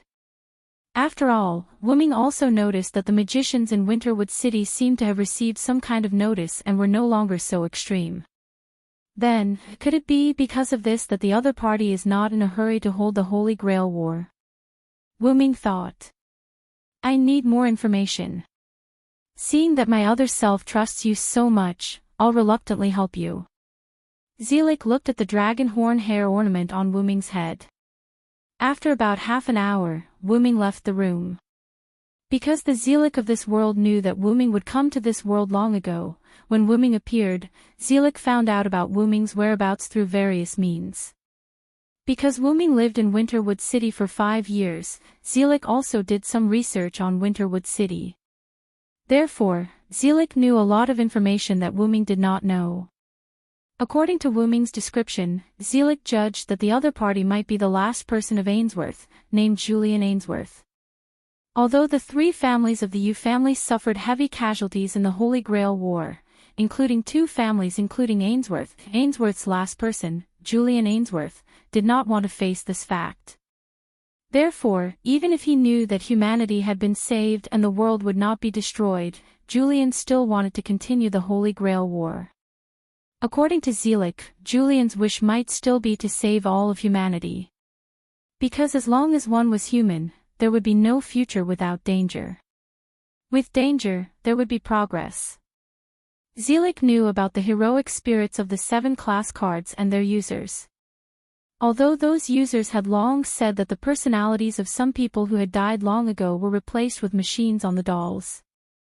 Other than that, Zealot did not have any other information. After getting the information, Wuming left. Although this world might not be the world that brought danger to other parallel worlds as Zealot said, Wuming did not plan to leave. The main reason was because Meiyu had left a deep impression on Wuming. Wuming could not abandon Meiyu. There was also Shiro Amiya, the magician who had normal human thinking. Because of Wuming's influence, Shiro Amiya had long abandoned Amiya Kiritsugu's wrong wish and had his own new and correct wish. Wuming opened the portal and returned to the Amiya mansion. As soon as he returned, Wuming discovered that there were people fighting in the courtyard of the Amiya mansion. It was a tentacle-like monster and Shiro Amiya who had used a class card.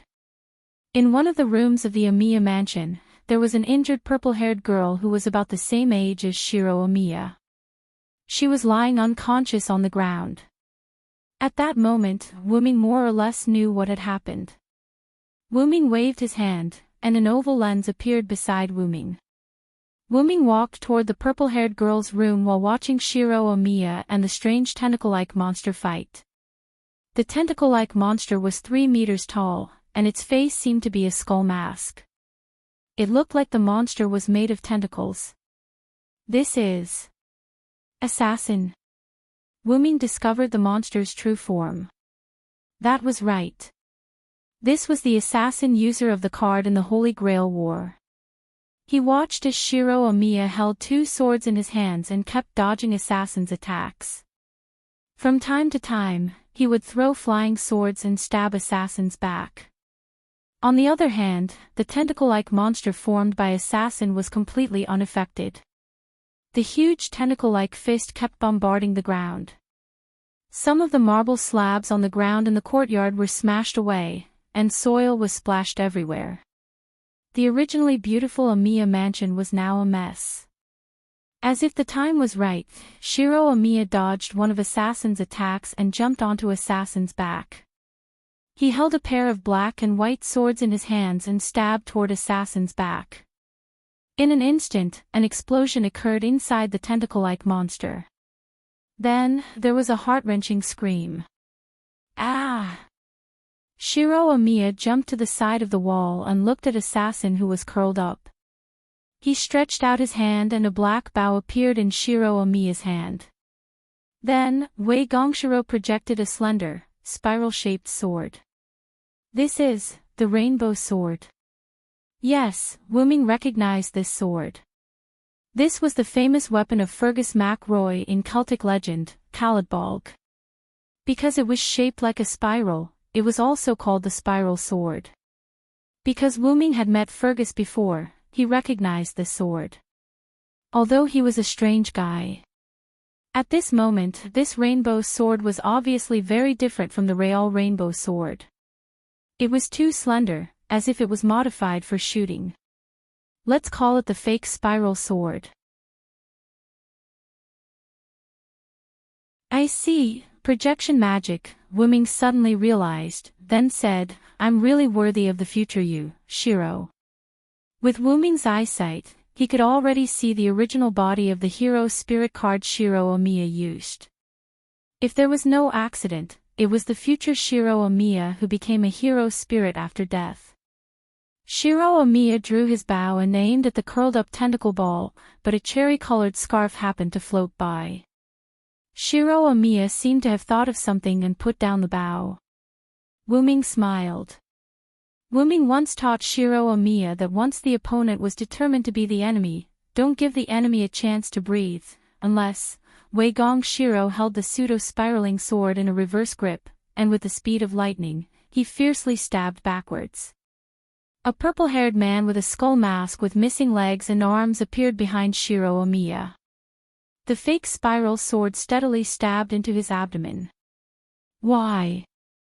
the purple-haired man asked in shock. "You're the one who said it. Your tentacles can move freely after leaving you." Unless, he had absolute confidence in winning.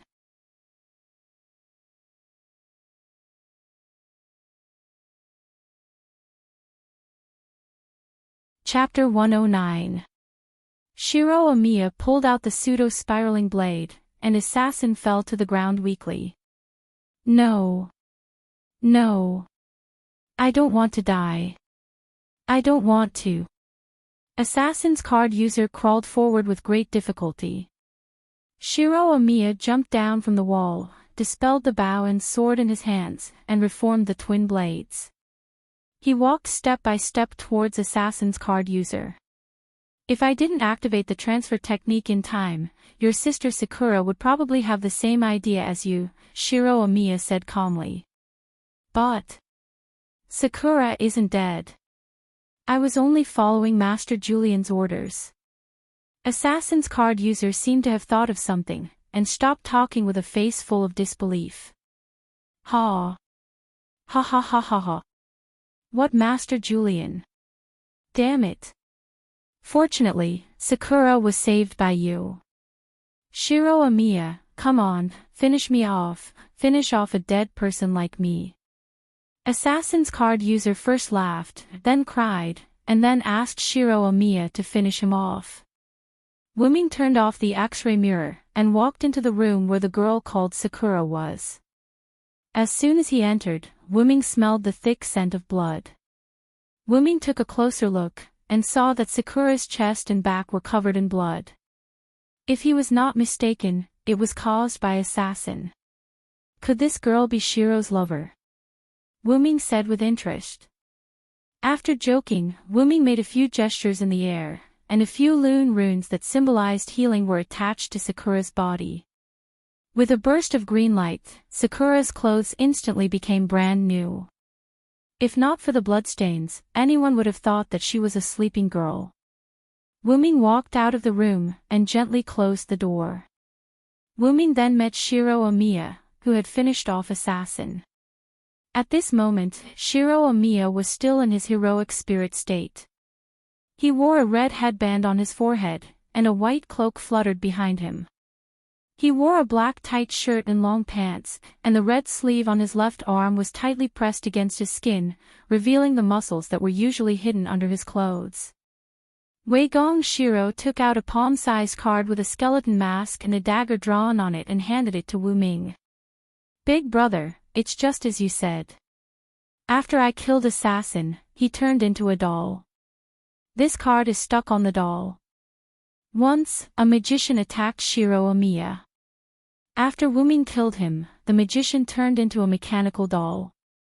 Therefore, Shiro Omiya also knew about the doll." Wuming took the card and said to Shiro Omiya, "I've healed your lover. Go and take a look. She should be waking up soon." Shiro Omiya blushed a little at Wuming's words.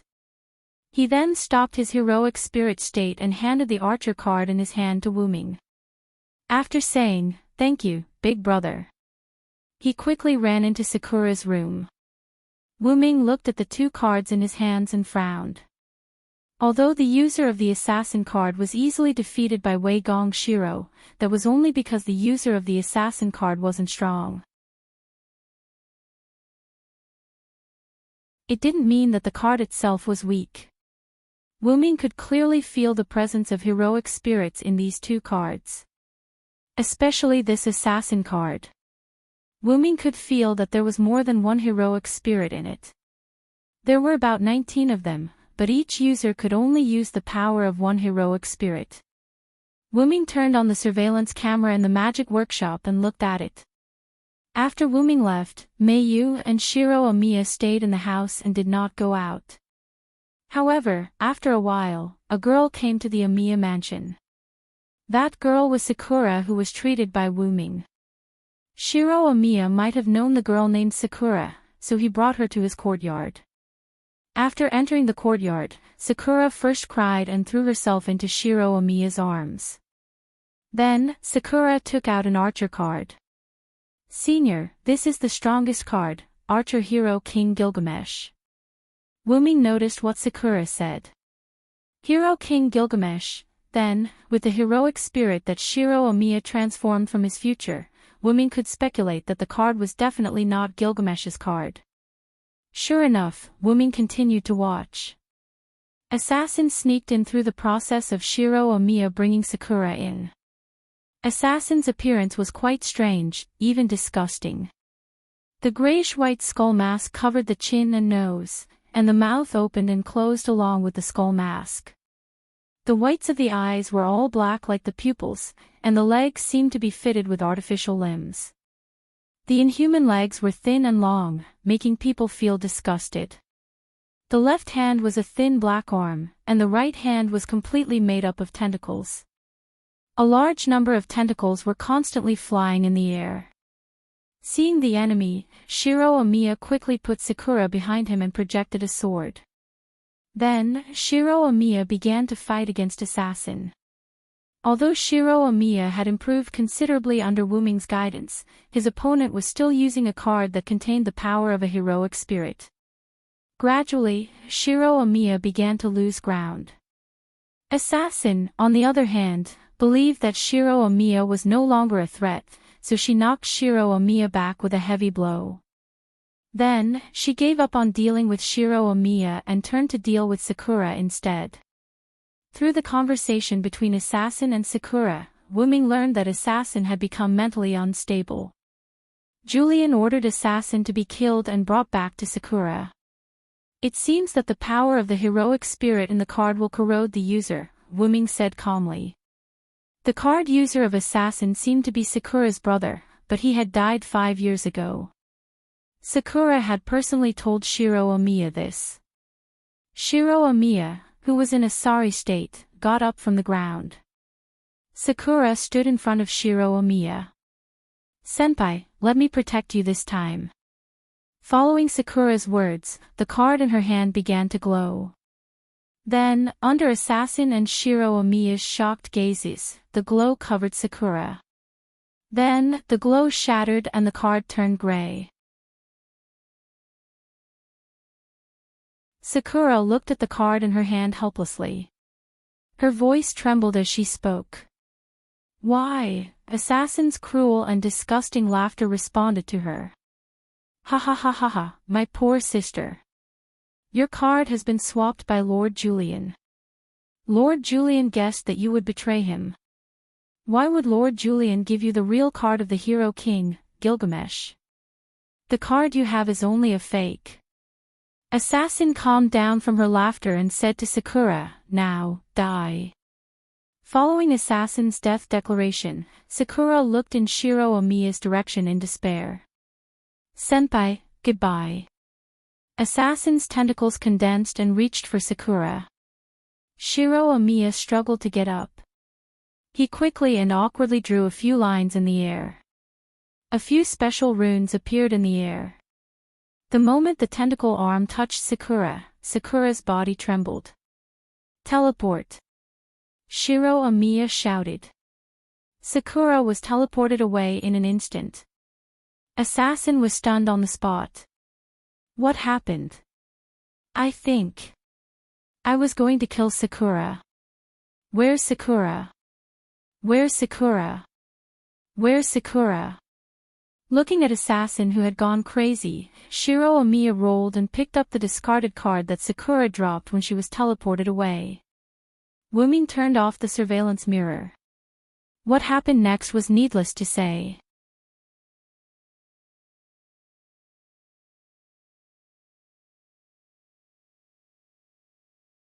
Chapter 110.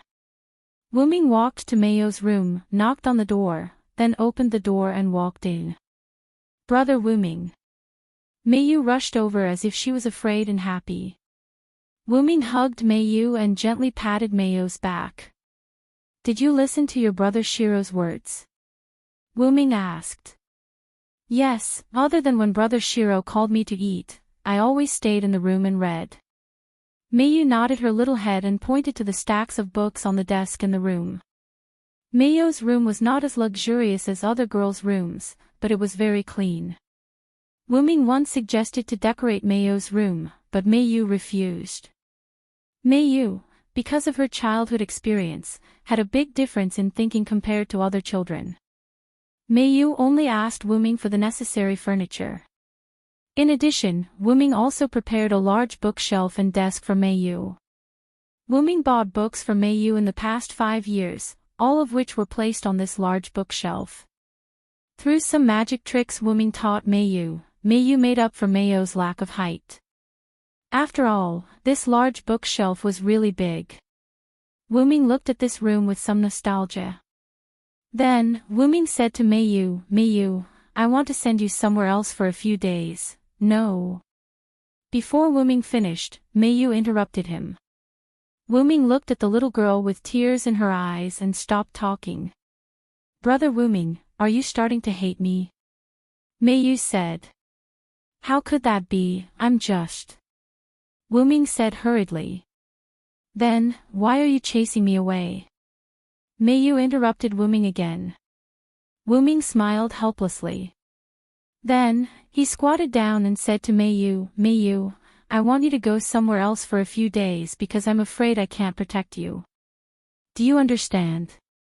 Wuming said this because he felt that the strongest hero king card, Gilgamesh, that Sakura had told Shiro Amiya existed.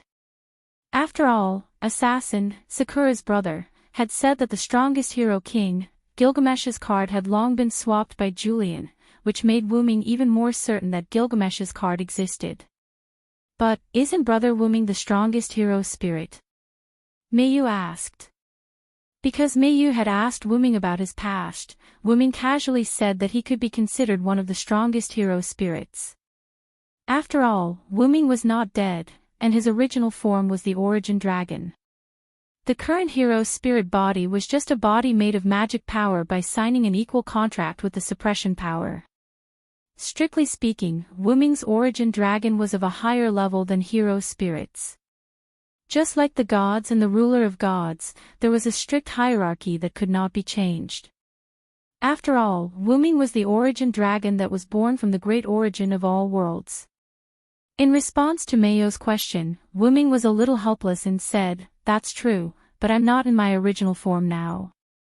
Besides, if the other party really has Gilgamesh's card, it's quite disadvantageous for me. Wuming was right. Apart from weapons that contained human principles that could pose a threat to Wuming, divine weapons could also cause harm to Wuming. Who told him to have a divine skill? Divinity B. Rumor has it that the first-generation direct descendant of Tiamat has top-notch divinity. Due to the inaccuracy of the rumors, it was downgraded to B. Because of Wuming's power and mystery, it ended up being a deity related to Tiamat. Although Wuming and Gilgamesh had a good relationship and should be very close, Wuming dared not confirm how the Gilgamesh of this world felt about him. After all, the king Gilgamesh taught by Wuming was a woman. The most important thing was that if it was really Gilgamesh, there must be countless treasures, that is, countless noble phantoms. After all, that was the privilege of the ancient king. Among them, there was no lack of noble phantoms. The most important thing was that Gilgamesh must have Enkidu. Wuming, who used Enkidu, knew how powerful Enkidu was. It was a real divine weapon. For enemies without divinity, Enkidu was just a particularly strong chain, but for enemies with divinity, as long as the target's divinity was higher, Enkidu's binding ability would be higher. And as long as it was an enemy with divinity, once entangled by Enkidu, it would be impossible to get rid of it. At the moment of entanglement, Enkidu would enhance the binding power according to the divinity in the target's body. That was not just the binding of the chain, but also the binding of power, speed, magic, mobility, and so on. And right now, the real Heavenlock, Enkidu, was sleeping together with Wu Ming's main body in the origin of the shaped moon world. There were also Satya and Sebastian, both of them were also sleeping inside the staff of Wu Ming. Wu Ming believed that when Wu Ming came out of the root, both of them would have unprecedented changes. Wu Ming looked at Meiyu. After thinking again and again, he sighed. I really don't know what to do with you. Then, Meiyu smiled. Well, I like brother Wu Ming the most. Meiyu hugged Wu Ming's neck with both hands and said happily. Although Meiyu's voice was very low, the mood contained in it was quite loud. Well, since you are relieved, then let me go. What do you want to eat? I'll make it. Wu Ming patted Meiyu's little head and said with a smile. Omelette rice. Meiyu whispered. Wu Ming was taken aback for a moment, then he was relieved. Can't I? Meiyu looked at Wu Ming pitifully. Wu Ming didn't know whether to laugh or cry. It's not that you can't, but you eat omelette rice almost every day, aren't you tired of it? Meiyu quickly shook her little head and said, How can that be? As long as it's brother Wu Ming's omelette rice, I won't be tired of it for the rest of my life. Wu Ming stood up, touched Meiyu's little head, and said, Then, you go find your big brother Shiro and ask him to come over and help me. Tonight, we can have one more person in our house, maybe we can make red bean rice. One more person. Red bean rice. Meiyu, who was still young, couldn't understand the custom of red bean rice. In this regard, Wu Ming just smiled, It's nothing, just go find him. Remember to be polite when you face that sister, she might be your future sister-in-law. I know. Then, Meiyu went to find Shiro Omiya curiously. After all, Meiyu was still interested in this sister-in-law's words. Then, I'll start too, delicious dinner. Then, Wu Ming walked into the kitchen. In a moment, the aroma wafted out of the kitchen and surrounded the Omiya mansion for a long time.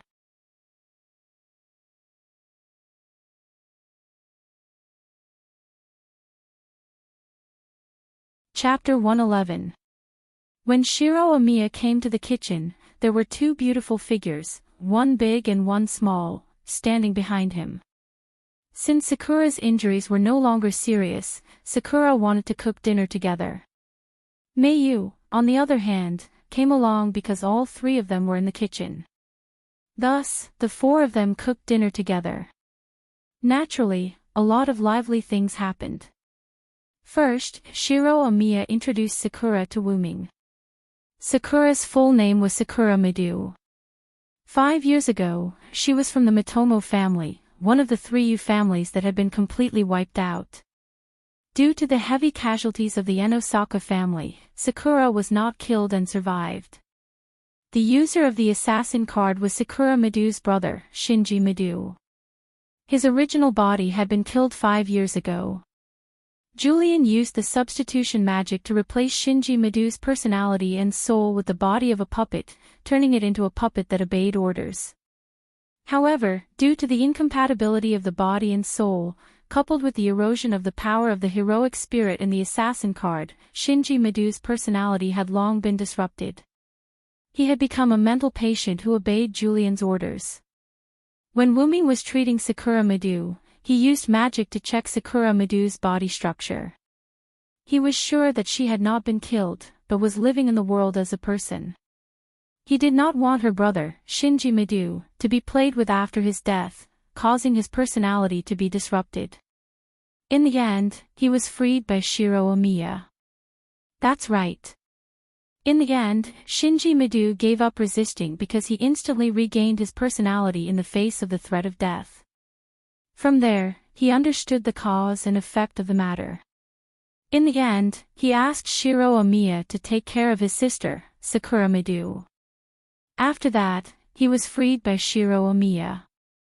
Wuming held a skeptical attitude towards the claim that he was saved by another member of the Yu family. According to Wuming's knowledge, one of the three families of the Yu family, the Enosaka family, only had a 10-year-old girl left. If Sakura Midu was really helped by the Enosaka family, then the two girls would have to depend on each other for survival. Judging from Sakura Midu's expression, she seemed to have some conflict with the Enosaka family. However, that was a personal matter after all, and Wuming was not in a position to ask about it. Anyway, at the moment, Sakura Midu was not a threat to Wuming and the others.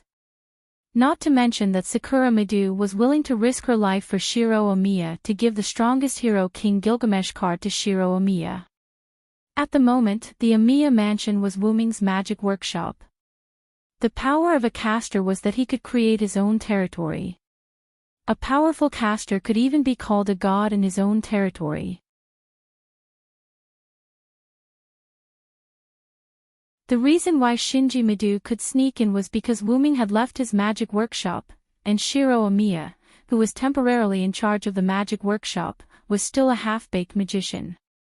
Wuming was shocked that I could teleport Sakura Midu away when Assassin activated her noble phantasm.